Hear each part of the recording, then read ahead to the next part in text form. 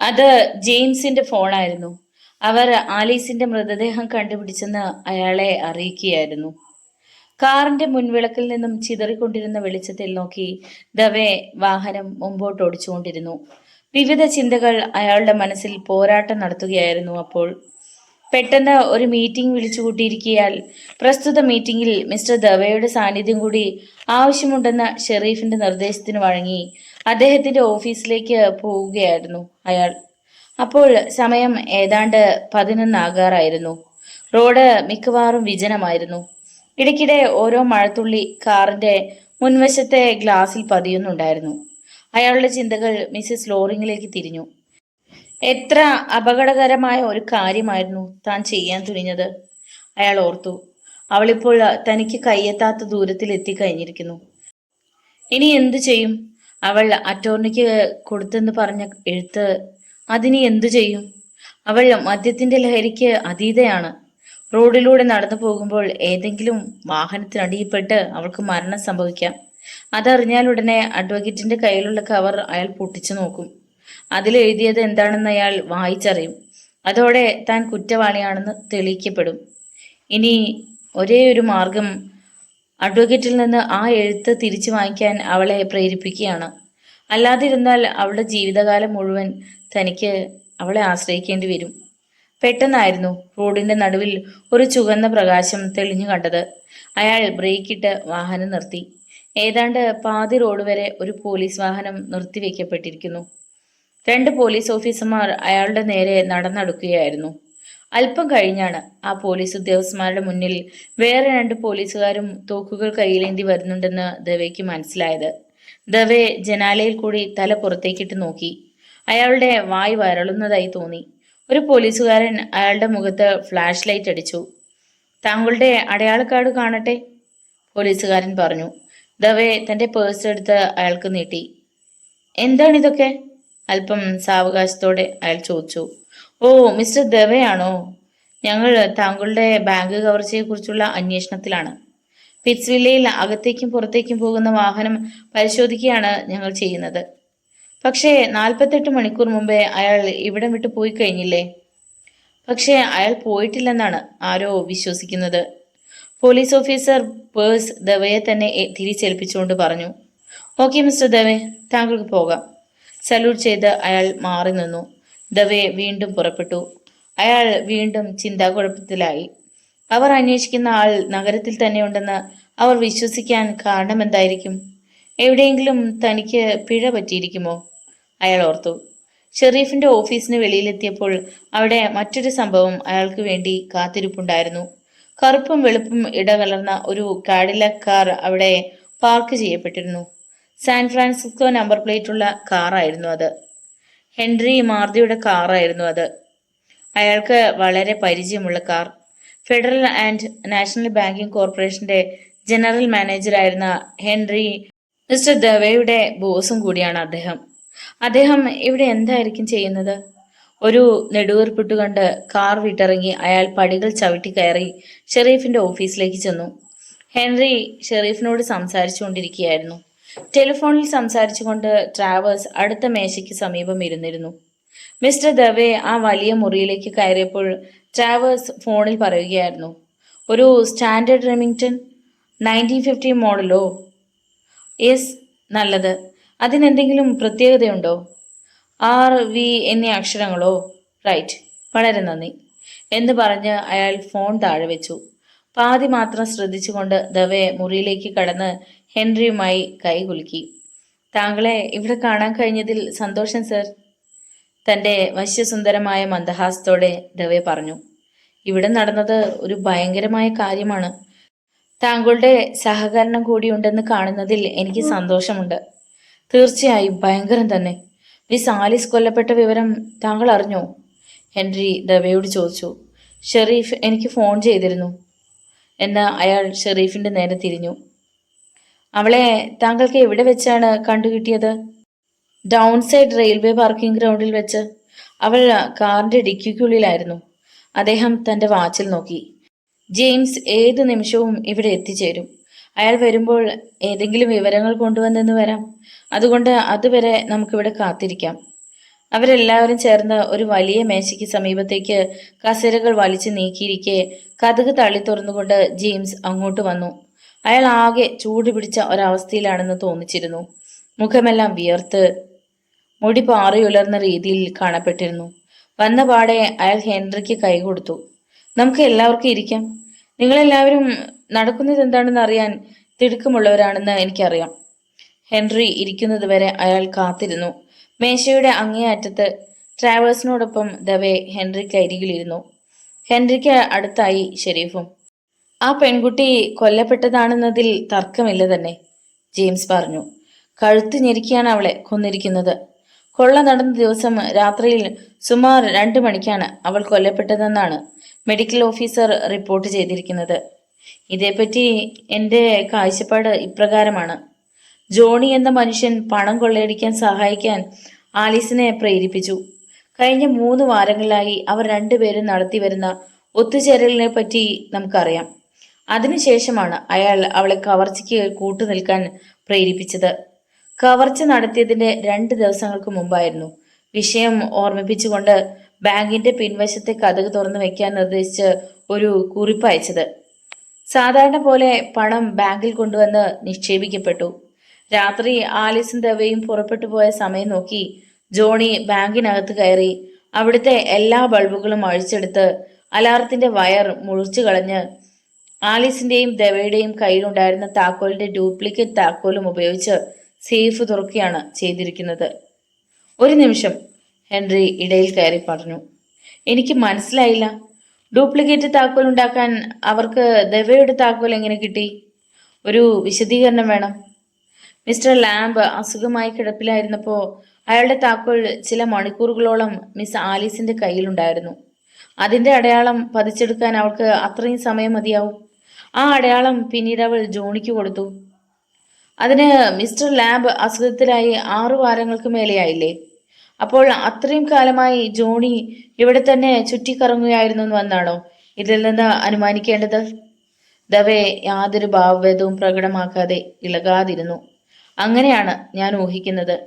അയാൾ വെറുതെ ചുറ്റിക്കറങ്ങുകയായിരുന്നുവെന്ന് പറയുന്നില്ലെങ്കിലും അന്നു മുതൽക്കേ ആലീസിനെ പതിവായി അയാൾ സന്ധിക്കാറുണ്ടായിരുന്നു എന്ന് ഞാൻ പറയും. അതല്ലാതെ രണ്ടാമത്തെ താക്കോലിന്റെ അടയാളം പതിച്ചെടുക്കാൻ പിന്നെ അവസരം എവിടെ? തന്റെ കയ്യിൽ താക്കോൽ കിട്ടിക്കഴിഞ്ഞ ശേഷം അത് എവിടെയും വിട്ടുപോയിട്ടില്ലെന്നാണ് ദവേ പറഞ്ഞത്. അപ്പറഞ്ഞതും തികച്ചും ശരിയല്ല, ദവേ അല്പം വേഗതയിൽ എന്നോണം പറഞ്ഞു. ഈ വേനൽക്കാലത്ത് കോട്ട് ചിലപ്പോൾ എൻ്റെ ഓഫീസിൽ ഊരിവെച്ച ശേഷമാണ് ഞാൻ വോട്ടിലേക്ക് ചെല്ലുന്നത്. കാരണം അവളെ ആശ്വസിക്കേണ്ട കാര്യമുണ്ടെന്ന് എനിക്ക് തോന്നിയിട്ടില്ല. അതിനിടയിൽ അവൾ എൻ്റെ താക്കോലിന്റെ അടയാളം പതിച്ചെടുത്തിരിക്കാം. ഹെൻറി തിരിഞ്ഞ് ദവയെ തറച്ചു നോക്കി. വോട്ടിലേക്ക് ചെല്ലണമെങ്കിൽ അതിന്റെ കതക് തുറക്കാൻ താക്കോൽ വേണ്ടേ? ദവേ താടി ചൊറിഞ്ഞു. അയാൾ അതിവേഗം എന്തൊക്കെയോ ഓർത്തു നോക്കി. ഹേ വിഡ്ഡി, നീ എന്താണ് ഈ പറയുന്നത്? ഇനി ഒരു തവണ ഇങ്ങനെ വിഡ്ഢിത്തം പറഞ്ഞാൽ പിന്നെ രക്ഷപ്പെടുന്ന കാര്യം എളുപ്പമല്ല, ദവയുടെ ബുദ്ധി ഉപദേശിച്ചു.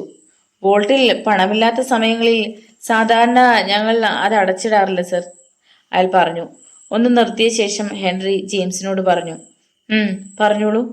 ദവേ ഒരു സിഗരറ്റ് എടുത്ത് കത്തിച്ച് ഒരു കവിൾ നിറയെ പുക വലിച്ചെടുത്തു.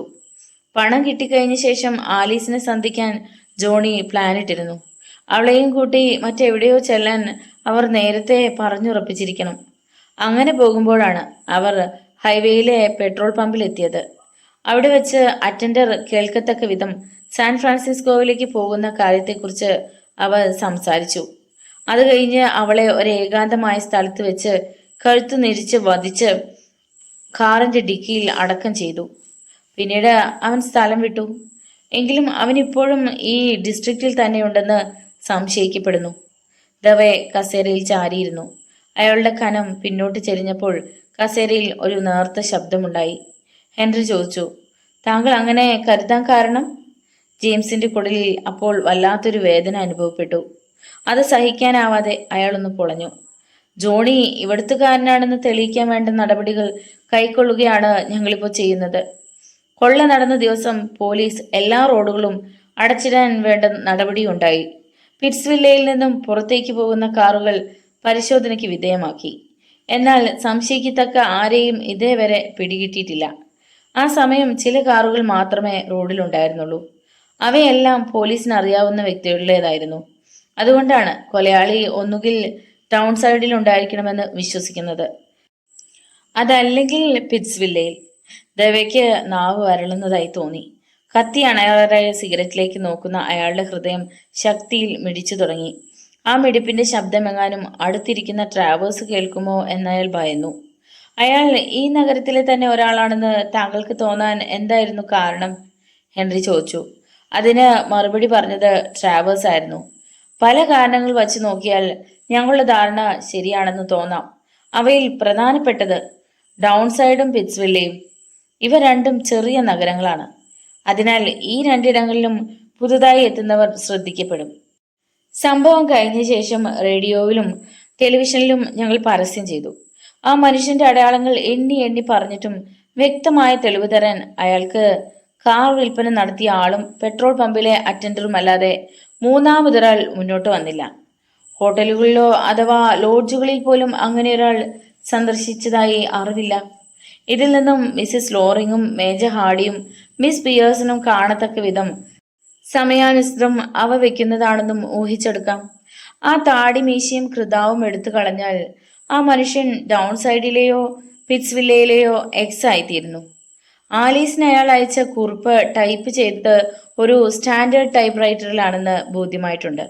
ഇതിനർത്ഥം അയാൾ ടൈപ്പ് റൈറ്റർ എടുത്തു നടക്കാറില്ല എന്നതാണ്. ഒന്നുകിൽ ആ കുറിപ്പ് ടൈപ്പ് ചെയ്യാൻ ആരിൽ നിന്നെങ്കിലും ടൈപ്പ് റൈറ്റർ വാടകയ്ക്ക് എത്തിരിക്കാം. അതിനിടയിൽ നിന്ന് തീർച്ച. അതല്ലെങ്കിൽ അത്തരം ഒരു മെഷീൻ അയാൾക്ക് സ്വന്തമായുണ്ട്. ആലോചിച്ച് നോക്കിയാൽ അതിനു പൂർണ്ണമായും ഇടയുണ്ട്. ഒടുവിലത്തെ കാര്യം എന്തെന്നാൽ അയാൾ കാർ വാങ്ങിയത് ഡൗൺ സൈഡിൽ നിന്നായിരുന്നു.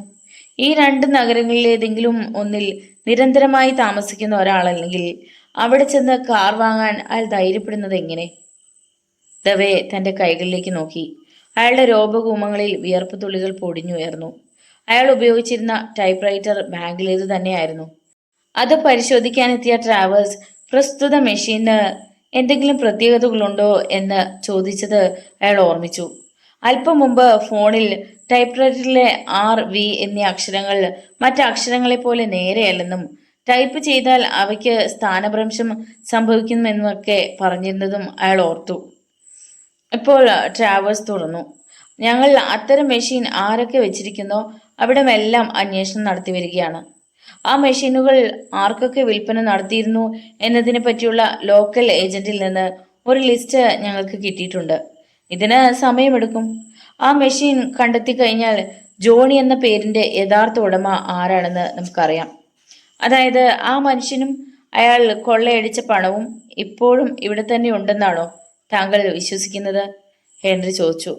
അങ്ങനെയാണ് ഞങ്ങൾ വിശ്വസിക്കുന്നത്, ഷെരീഫ് തോംസൺ പറഞ്ഞു. ഞങ്ങൾ അയാളെ ഒരു കെണിയിൽ അകപ്പെടുത്തി കഴിഞ്ഞു. ഇനി ആ കെണിയിൽ നിന്ന് അയാൾ പുറത്തേക്ക് ചാടി രക്ഷപ്പെടാതിരിക്കാൻ വേണ്ട നടപടികളും ഞങ്ങൾ എടുത്തിട്ടുണ്ട്. റോഡുകൾ തുടർന്ന് ബ്ലോക്ക് ചെയ്യപ്പെടും. ഓരോ കാറുകളും പരിശോധനയ്ക്ക് വിധേയമാക്കും. റെയിൽ റോഡ് സ്റ്റേഷനിൽ ഞങ്ങൾ ആളെ നിർത്തിയിട്ടുണ്ട്.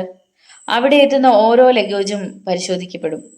തപാൽ ഓഫീസിലും ഞങ്ങൾ ആളെ നിർത്തിയിട്ടുണ്ട്. അവിടെ എത്തുന്ന പാഴ്സലുകളും പരിശോധിക്കപ്പെട്ടു വരികയാണ്. അവയെല്ലാം വളരെ വലിയ ജോലിയാണ്, എങ്കിലും നിർവഹിക്കപ്പെട്ടു വരുന്നു. എന്റെ കാഴ്ചപ്പാടിൽ പണം പുറത്തേക്ക് എവിടെയും അയാൾ കൊണ്ടുപോയിരിക്കാൻ ന്യായമില്ല. ഇന്നല്ലെങ്കിൽ നാളെ അയാളെ കണ്ടുപിടിക്കുമെന്ന് തീർച്ച. ഈ മനുഷ്യനെ കണ്ടുപിടിക്കുന്നതിൽ ഏർപ്പെട്ട നിങ്ങൾക്ക് ഓരോരുത്തർക്കും ഞാനൊരു പ്രത്യേക വാർത്ത കൊണ്ടുവന്നിട്ടുണ്ട്. അയാളെ പിടികൂടാൻ സഹായിക്കുന്നവർക്കെല്ലാം ബാങ്ക് വക നല്ലൊരു സമ്മാനം ലഭിക്കും. ബാങ്ക് ഡയറക്ടർമാർ സമ്മേളിച്ച് എടുത്ത തീരുമാനമായിരുന്നു അത്. പണം കൊള്ളയടിക്കപ്പെട്ടവനെ പിടികൂടേണ്ടതിലേക്ക്, അയാളെ അറസ്റ്റ് ചെയ്യേണ്ടതിലേക്ക് വേണ്ട വിവരങ്ങൾ ആര് നൽകുന്നോ ആ ആൾക്ക്, അത് പൊതുജനങ്ങളിൽ നിന്നായാലും ശരി നിങ്ങളിൽ നിന്നായാലും ശരി, $60,000 സമ്മാനമായി ലഭിക്കും. ട്രാവേഴ്സ് അത് കേട്ട് ഞെട്ടി. അയാൾ ഒരു നെടുവീർപ്പ് അയച്ചു. ജെയിംസിന്റെ പ്രതികരണം അയാൾ ശ്രദ്ധിക്കുന്നുണ്ടായിരുന്നു. ജെയിംസ് തന്റെ കാതുകളെ വിശ്വസിക്കാനാവുന്നില്ലെന്ന പോലെ ഹെൻറിയെ നോക്കുകയായിരുന്നു. $60,000! അത്രയും വലിയൊരു തുക ഉപയോഗപ്പെടുത്തുന്നത് എങ്ങനെയെന്ന് അവർ രണ്ടുപേരും ചിന്തിക്കുകയായിരുന്നു. സമ്മാനത്തുക കയ്യിൽ കിട്ടിയാൽ താൻ ആദ്യം ചെയ്യുന്നത് വിവാഹമോചനം നേടി മേവിസിനെ വിവാഹം കഴിക്കുകയാണ്, ജെയിംസ് തീരുമാനിച്ചു.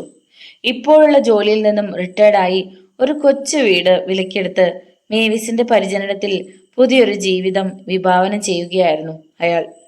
ഐറിസിന് വേണ്ടി നല്ലൊരു വീട് വാങ്ങിക്കൊടുക്കാനും പിറ്റ്സ്വില്ലയിൽ നിന്ന് വിട്ടൊഴിഞ്ഞ് മാക്സിന്റെ തുകൽ ഫാക്ടറിയിലെ ഒരു ഭാഗമാക്കാനും ആ പണം ഉപകരിക്കുമെന്നും ട്രാവേഴ്സ് സ്വപ്നം കണ്ടു. അത്തരം ഒരു വലിയ അവാർഡ് നേടാൻ വേണ്ട സകല സാഹചര്യങ്ങളും തനിക്കുണ്ടെന്ന് വിശ്വസിച്ചു പോന്ന ട്രാവേഴ്സ് തന്റെ അടുത്തിരിക്കുന്ന ആളിൽ നിന്നും ശ്വാസോച്ഛ്വാസം ചെയ്യുമ്പോൾ നേർത്തൊരു മൂളൽ ശബ്ദം ഉയർന്നുകൊണ്ടിരിക്കുന്നത് ശ്രദ്ധിക്കാതിരുന്നില്ല. ഒടുവിലത്തെ ഷോ കഴിഞ്ഞ് 10 നിമിഷങ്ങൾക്ക് ശേഷം ഐറിസ് അടുത്തുള്ള ബസ് സ്റ്റോപ്പിലേക്ക് നടന്നു. അപ്പോൾ നല്ല മഴയുണ്ടായിരുന്നതിനാൽ തല കുനിച്ചു പിടിച്ചായിരുന്നു അവൾ നടന്നിരുന്നത്. അപ്പോൾ ഒരു പരിചയ സ്വരം കേട്ടു. Hey iris. അവൾ മുഖമുയർത്തു നോക്കിയപ്പോൾ തൊട്ടടുത്ത് കാറിലിരുന്ന് മുഖം പുറത്തേക്കിട്ട് നോക്കുന്ന ട്രാവേഴ്സിനെ കണ്ട് അവൾ വേഗം അങ്ങോട്ട് ചെന്നു. അയാൾ അവൾക്ക് കാറിന്റെ കതക് തുറന്നു കൊടുത്തു. താങ്കൾ ഇവിടെ എന്താണ് ചെയ്യുന്നത്? ആശ്ചര്യത്തോടെ കാറിലിരുന്നു കൊണ്ട് ഐറിസ് ചോദിച്ചു. അവർ പരസ്പരം ചുംബിച്ചു. പെട്ടെന്ന് അവൾ പിന്നോക്കം മാറി. അയാൾ വല്ലാത്തൊരു പ്രക്ഷുബ്ധാവസ്ഥയിലാണെന്ന് അവൾ മനസ്സിലാക്കിയതായിരുന്നു കാരണം. അവൾ അയാളെ തുറച്ചു നോക്കി. എന്തെങ്കിലും കുഴപ്പം? ഒന്നുമില്ല എന്ന് കൈ നീട്ടി അയാൾ അവളെ തന്നോടടുപ്പിച്ചു. എനിക്ക് നിന്നെ കാണണമെന്ന് തോന്നി വന്നു. വളരെ തിരക്ക് പിടിച്ച ജോലിയിലാണ് ഞാൻ. ജെയിംസും ഷെരീഫും അവരുടെ ജോലിയിൽ മുഴുകിയിരിക്കുകയാണ്. 1 മണിക്കൂർ നേരത്തെ സമയം ചോദിച്ചു വന്നിരിക്കുകയാണ് ഞാൻ. അയാൾ അവളുടെ മുഖത്തേക്ക് നോക്കി. ആശ്ചര്യവും ആഹ്ലാദവും ആ മുഖത്ത് തെളിഞ്ഞു കാണപ്പെട്ടു. ഒരു നല്ല കാര്യം നടക്കാൻ പോവുകയാണ്. അത് നമ്മെ രണ്ടുപേരെയും ബാധിക്കുന്ന ഒരു കാര്യം കൂടിയാണ്. അതെന്താണ്? എനിക്കും ചില കാര്യങ്ങൾ താങ്കളോട് സംസാരിക്കാനുണ്ടായിരുന്നു. അതും നല്ല കാര്യങ്ങൾ തന്നെ. ഞാൻ അങ്ങോട്ട് വരാനിരിക്കുകയായിരുന്നു. എന്താണത്? ഇല്ല, താങ്കൾ ആദ്യം പറയണം. ബാങ്ക് കൊള്ളയടിച്ച ആളെ പിടികൂടുന്നതിന് വേണ്ടി ബാങ്ക് ഒരു സമ്മാനം പ്രഖ്യാപിച്ചിട്ടുണ്ട്. ട്രാവേഴ്സ് പറഞ്ഞു. $60,000. വിശ്വസിക്കാനാവുന്നുണ്ടോ? $60,000? അതെനിക്ക് തന്നെ കിട്ടുമെന്ന പൂർണ്ണ വിശ്വാസവും എനിക്കുണ്ട്. അവൾ അത് കേട്ട് വായ പൊളിച്ചു. ഓ, താങ്കൾ അങ്ങനെ വിശ്വസിക്കുന്നോ? ഉവ്വ്. ട്രാവേഴ്സ് അവളുടെ കയ്യിലെ പിടിമുറുക്കി. അത്രയും പണം എനിക്ക് നേടാൻ കഴിഞ്ഞ പിന്നെ നിന്നെ ഞാൻ വിവാഹം കഴിക്കുന്നതിൽ നിന്റെ അമ്മയ്ക്ക് എതിർപ്പുണ്ടാകുകയില്ലല്ലോ. എനിക്ക് വേണ്ടത്ര സമ്പാദ്യമില്ലെന്ന പരാതിയായിരുന്നില്ലേ നമ്മുടെ വിവാഹത്തിന് ഇതേവരെ തടസ്സമായി നിന്നിരുന്നത്? താങ്കളോട് അവർക്ക് എതിർപ്പൊന്നുമില്ല. പക്ഷെ അമ്മ വളരെ കഷ്ടപ്പെട്ടിട്ടുള്ളവളാണ്. അതേ രീതിയിൽ തന്നെ ആയിരിക്കരുത് എൻ്റെ ജീവിതവും എന്ന് മാത്രമേ അവർക്ക് നിർബന്ധമുള്ളൂ. ഇത്ര വലിയൊരു തുക കിട്ടിയെന്നറിഞ്ഞാൽ അവർ സന്തോഷം കൊണ്ട് മതിമറക്കും. നീ അങ്ങനെ പറയുമെന്ന് തന്നെയായിരുന്നു ഞാൻ കരുതിയിരുന്നത്. നിനക്ക് ആ മാക്സിനെ അറിഞ്ഞൂടെ? എൻ്റെ ഒപ്പം പഠിച്ചിരുന്നവൻ.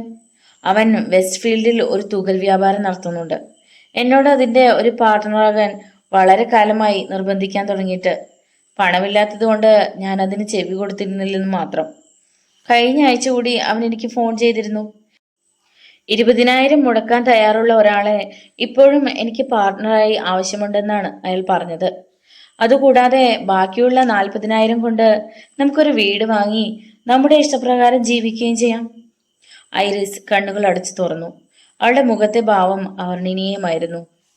എനിക്ക് അതിലുള്ള സന്തോഷം എത്രയെന്ന് പറഞ്ഞറിയിക്കുക വയ്യ. പക്ഷേ ആ തുക നമുക്ക് തന്നെ കിട്ടുമോ? അതായത് ഇതിനിടയിൽ ഷെരീഫും ജെയിംസും ഇല്ലേ? ആ തുക അവർക്കും ഭാഗിക്കേണ്ടി വന്നാലോ? കൊള്ള ചെയ്തവനെ പിടികൂടാൻ വേണ്ട വിവരങ്ങൾ നൽകി അവനെ അറസ്റ്റ് ചെയ്യാൻ സഹായിക്കുന്നവർക്കാണ് ആ തുക നൽകുന്നത് എന്നാണ് പറഞ്ഞിട്ടുള്ളത്. ആലീസിനെ കൊന്നത് ആരാണെന്ന് എനിക്കറിയാം. പക്ഷേ അതിന് ചില തെളിവുകൾ കൂടി ആവശ്യമുണ്ട്. ഷെരീഫിന്റെയോ ജെയിംസിന്റെയോ നോട്ടം ഇതേവരെ അയാളിലേക്ക് തിരിഞ്ഞിട്ടില്ല. അതുകൊണ്ടാണ് എനിക്കിതിൽ ഇത്ര ഉറപ്പ്. ആ തെളിവുകൾ കൂടി കിട്ടിക്കഴിഞ്ഞാൽ പിന്നെ സമ്മാനം എനിക്കായിരിക്കും എന്നതിൽ തർക്കമില്ല. ആ കൊലപാതകം നടത്തിയ ആളെ താങ്കൾക്ക് അറിയാമെന്നോ? ഐറിസ് അയാളെ തുറച്ചു നോക്കി. ആ ജോണി എന്ന വ്യക്തി ഒളിച്ചിരിക്കുന്ന ഇടം താങ്കൾക്ക് അറിയാമെന്നാണോ പറയുന്നത്? ജോണി എന്ന ഒരു വ്യക്തി ഇല്ല തന്നെ, ട്രാവേഴ്സ് ശാന്തനായി പറഞ്ഞു. ഹൃദാവും താടിമീശയും വെച്ച് അങ്ങനെ ഒരു വ്യക്തിയായി അഭിനയിക്കുകയായിരുന്നു അയാൾ. ചില ആളുകളുടെ മുമ്പിൽ മാത്രം ആ വേഷത്തിൽ പ്രത്യക്ഷപ്പെട്ട അയാൾ ആലീസിനെ വധിച്ച് പണം നേടി ഹൃദാവും താടിമീശയും എടുത്തു കളഞ്ഞ് മാന്യനായി അയാളുടെ ഒറിജിനൽ രൂപത്തിൽ തന്നെ നടക്കുന്നു. ആ മനുഷ്യൻ പിറ്റ്സ്വില്ലയിലുള്ള ആളാണെന്നാണോ താങ്കൾ പറഞ്ഞു വരുന്നത്? അതെ. അയാൾ ആരാണെന്ന് താങ്കൾക്ക് അറിയാമോ? നന്നായി അറിയാം, പക്ഷേ അത് തെളിയിക്കാൻ വേണ്ട സമയം മാത്രം മതി. ട്രാവേഴ്സ് ഒന്ന് മടിച്ചു നിന്നു. ആ വാർത്ത നിനക്ക് ഞെട്ടലുണ്ടാക്കും, വിശ്വസിക്കാൻ പ്രയാസം തോന്നും. പക്ഷേ എനിക്കതിൽ പൂർണ്ണ വിശ്വാസമുണ്ട്. ആ വ്യക്തി മിസ്റ്റർ ദവെയാണ്.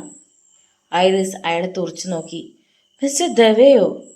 ദവെയാണ് ആലിസിനെ കൊന്നതെന്നോ? താങ്കൾ എന്താണ് ഈ പറയുന്നത്? ഇത്തരം കാര്യങ്ങൾ ഇങ്ങനെ തീർത്തു പറയാൻ താങ്കൾക്ക് കഴിയുന്നത് എങ്ങനെ? എനിക്കതറിയാം. എല്ലാ വിവരങ്ങളും കിട്ടിക്കഴിഞ്ഞ ശേഷം എൻ്റെ നിഗമനം അതാണ്. ജോണി എന്ന മനുഷ്യന്റെ പിന്നിലെ രഹസ്യം അതാണ്. പക്ഷെ ട്രാവേഴ്സ്, കാര്യങ്ങളുടെ കിടപ്പ് മനസ്സിലാക്കാതെ അതുമിതും പറയരുത്. എൻ്റെ അമ്മ അയാളെ സ്നേഹിക്കുന്ന കാര്യം താങ്കൾ മറന്നോ? അവർ വിവാഹിതരാകാൻ പോവുകയല്ലേ? നിന്റെ അമ്മയുടെ കാര്യം ഞാൻ മറന്നിട്ടില്ല. അതുകൊണ്ട് തന്നെയാണ് ഇതേപ്പറ്റി നിന്നോട് സംസാരിക്കാൻ ഈ രാത്രി തന്നെ ഞാൻ ഇറങ്ങി തിരിച്ചത്. വിവാഹം കഴിക്കാൻ ഉദ്ദേശിക്കുന്ന പുരുഷൻ ഒരു കൊലയാളിയാണെന്ന കാര്യം മുൻകൂട്ടി തന്നെ അറിയിക്കുന്നത് ഒരു നല്ല കാര്യമായി അവർക്ക് തോന്നുകയില്ലേ? പക്ഷേ ഇപ്പോഴും എനിക്കതിൽ സംശയമുണ്ട്. താങ്കൾ അയാളെ സംശയിക്കുക മാത്രമല്ലേ ചെയ്യുന്നത്? അയാൾ കുറ്റവാളിയാണെന്ന് തെളിയിക്കാൻ വേണ്ടതൊന്നും താങ്കളുടെ വശമില്ലല്ലോ? ഇല്ല, ശരിയാണ്. 1 മണിക്കൂർ മുമ്പ് മാത്രമാണ് അയാളാണ് യഥാർത്ഥ കുറ്റവാളിയെന്ന് ഞാൻ മനസ്സിലാക്കിയത്. പക്ഷേ അതിന് തെളിവില്ലെങ്കിലും ആ തെളിവ് ഞാൻ കണ്ടെത്തും, അത് തീർച്ച. അതും എങ്ങനെയെന്ന് ഞാൻ പറഞ്ഞു തരാം. എനിക്ക് കേൾക്കണ്ട, വിളർത്ത മുഖത്തോടെ ഐറിസ് പറഞ്ഞു. ഞാൻ പറയുന്നത് കേൾക്കാതെ നിനക്ക് കാര്യം മനസ്സിലാകുന്നത് എങ്ങനെ? പറയാം, ശ്രദ്ധിച്ചു കേൾക്കൂ. കഴിഞ്ഞ കുറേ വർഷങ്ങളായി ശമ്പളത്തുക ആ ബാങ്കിൽ നിക്ഷേപിക്കാൻ തുടങ്ങിയിട്ട്. ഇത്രയും കാലമായി ബാങ്കിൽ അത് സുരക്ഷിതമായി സൂക്ഷിക്കാൻ കഴിഞ്ഞു. എന്നാൽ മിസ്റ്റർ ദവെ അതിന്റെ മാനേജരായി വന്ന് 6 വാരങ്ങൾ മാത്രമേ ആയിട്ടുള്ളൂ. ഇതിനകം തന്നെ ആ പണം കാണാതായിരിക്കുന്നു. അതിനൊന്നും അർത്ഥമാക്കാനില്ല. അയാളുടെ സ്ഥാനത്ത് മിസ്റ്റർ ലാംബായിരുന്നെങ്കിലും കളവ് പോകേണ്ട പണം പോവുക തന്നെ ചെയ്യും. അത് നിന്റെ തെറ്റിദ്ധാരണ മാത്രമാണ്. ആ പണം മോഷണം ചെയ്തത് ദവെ തന്നെയാണ്. അയാൾ ആ ബാങ്കിൽ വന്ന നാൾ മുതൽ അവിടെ സൂക്ഷിക്കാറുള്ള പണം മോഷണം നടത്താൻ പ്ലാനിട്ട് വരികയായിരിക്കണം. അതിന് ആലീസിനെ പ്രേരിപ്പിക്കുകയാണ് മുഖ്യമായ ആവശ്യം. അവളെ നോക്കി അയാൾ തന്റെ വശ്യമായി ചിരിച്ചിരിച്ചു. ചില ദിവസങ്ങൾ കൊണ്ട് അയാൾക്ക് അവളെ മെരുക്കിയെടുക്കാൻ കഴിഞ്ഞു. ബാങ്കിനകത്തെ അലാറം, ഇലക്ട്രോണിക് കണ്ണ് ഇവയെപ്പറ്റിയെല്ലാം അയാൾ വിശദമായി അവളിൽ നിന്ന് മനസ്സിലാക്കി. അതിനുശേഷം പണം കൊള്ളയടിച്ച് ആലീസിനെ വധിച്ചു. പണം കൊള്ളയടിക്കപ്പെട്ടു കഴിഞ്ഞാൽ അത് ബാങ്കിനകത്തുള്ളവരായിരിക്കും നിർവഹിച്ചതെന്ന് സംശയിക്കപ്പെടും. ആലീസിനെയും അയാളെയുമാണ് അതിന് സംശയിക്കുക. പുറമേയുള്ള ആർക്കും ബാങ്കിനകത്തെ സജ്ജീകരണങ്ങളെക്കുറിച്ച് ഒരറിവുമില്ല. ഇങ്ങനെയാണ് സംഭവത്തിന്റെ കിടപ്പ്. താങ്കളുടെ ധാരണ തെറ്റാണ്. ആലീസ് അങ്ങനെ ഒരാളുടെ ചിരിയിൽ മയങ്ങുന്നവളല്ല, അതെനിക്ക് ഉറപ്പുണ്ട്. തീർച്ചയായും അവൾ അത്തരക്കാരിയല്ല. എനിക്കറിയാം. ജെയിംസ് അക്കാര്യം പറഞ്ഞപ്പോൾ ഞാൻ അതിനോട് യോജിച്ചിരുന്നില്ല. ജോണിയോട് അവൾക്ക് സ്നേഹമുണ്ടായതാകാം ഇതിന് കാരണമെന്നായിരുന്നു അയാളുടെ നിഗമനം. എന്നാൽ ദിവസം 8 മണിക്കൂർ വീതം 3 ആഴ്ചകൾ ദേവയ്ക്ക് കിട്ടിയിരിക്കെ അവളെ തന്നോടടുപ്പിക്കാൻ, തന്റെ ഇച്ഛാനുസരണം പ്രവർത്തിപ്പിക്കാൻ ഒരു പ്രയാസവും നേരിട്ടിരിക്കുകയില്ലെന്ന് എനിക്ക് ഉറപ്പുണ്ട്.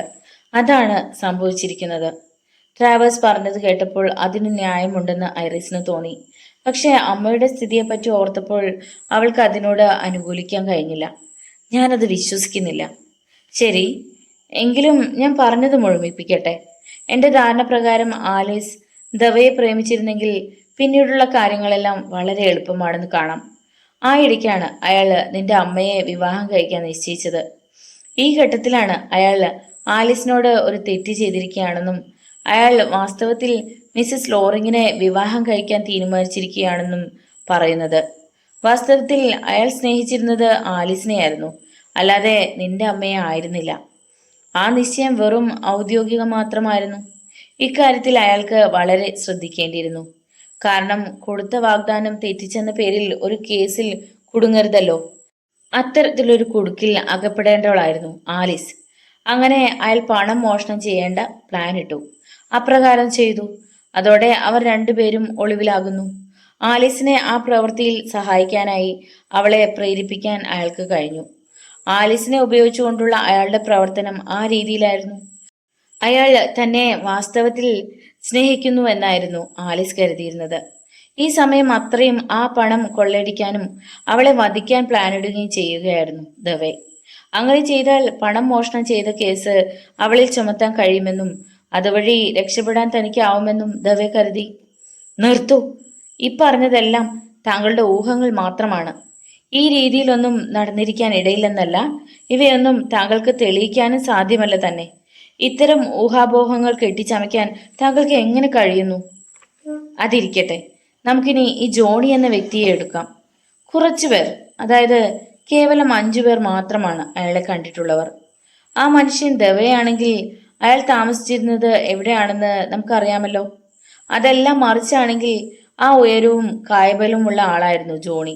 അതായത് ആ 2 അടയാളങ്ങളും ദവയ്ക്ക് ചേരുന്നുണ്ട്. ജോണിക്ക് കൃതാവും താടിമീശയും മുഖത്തൊട്ടിച്ചു വെക്കാൻ പ്രയാസമില്ല.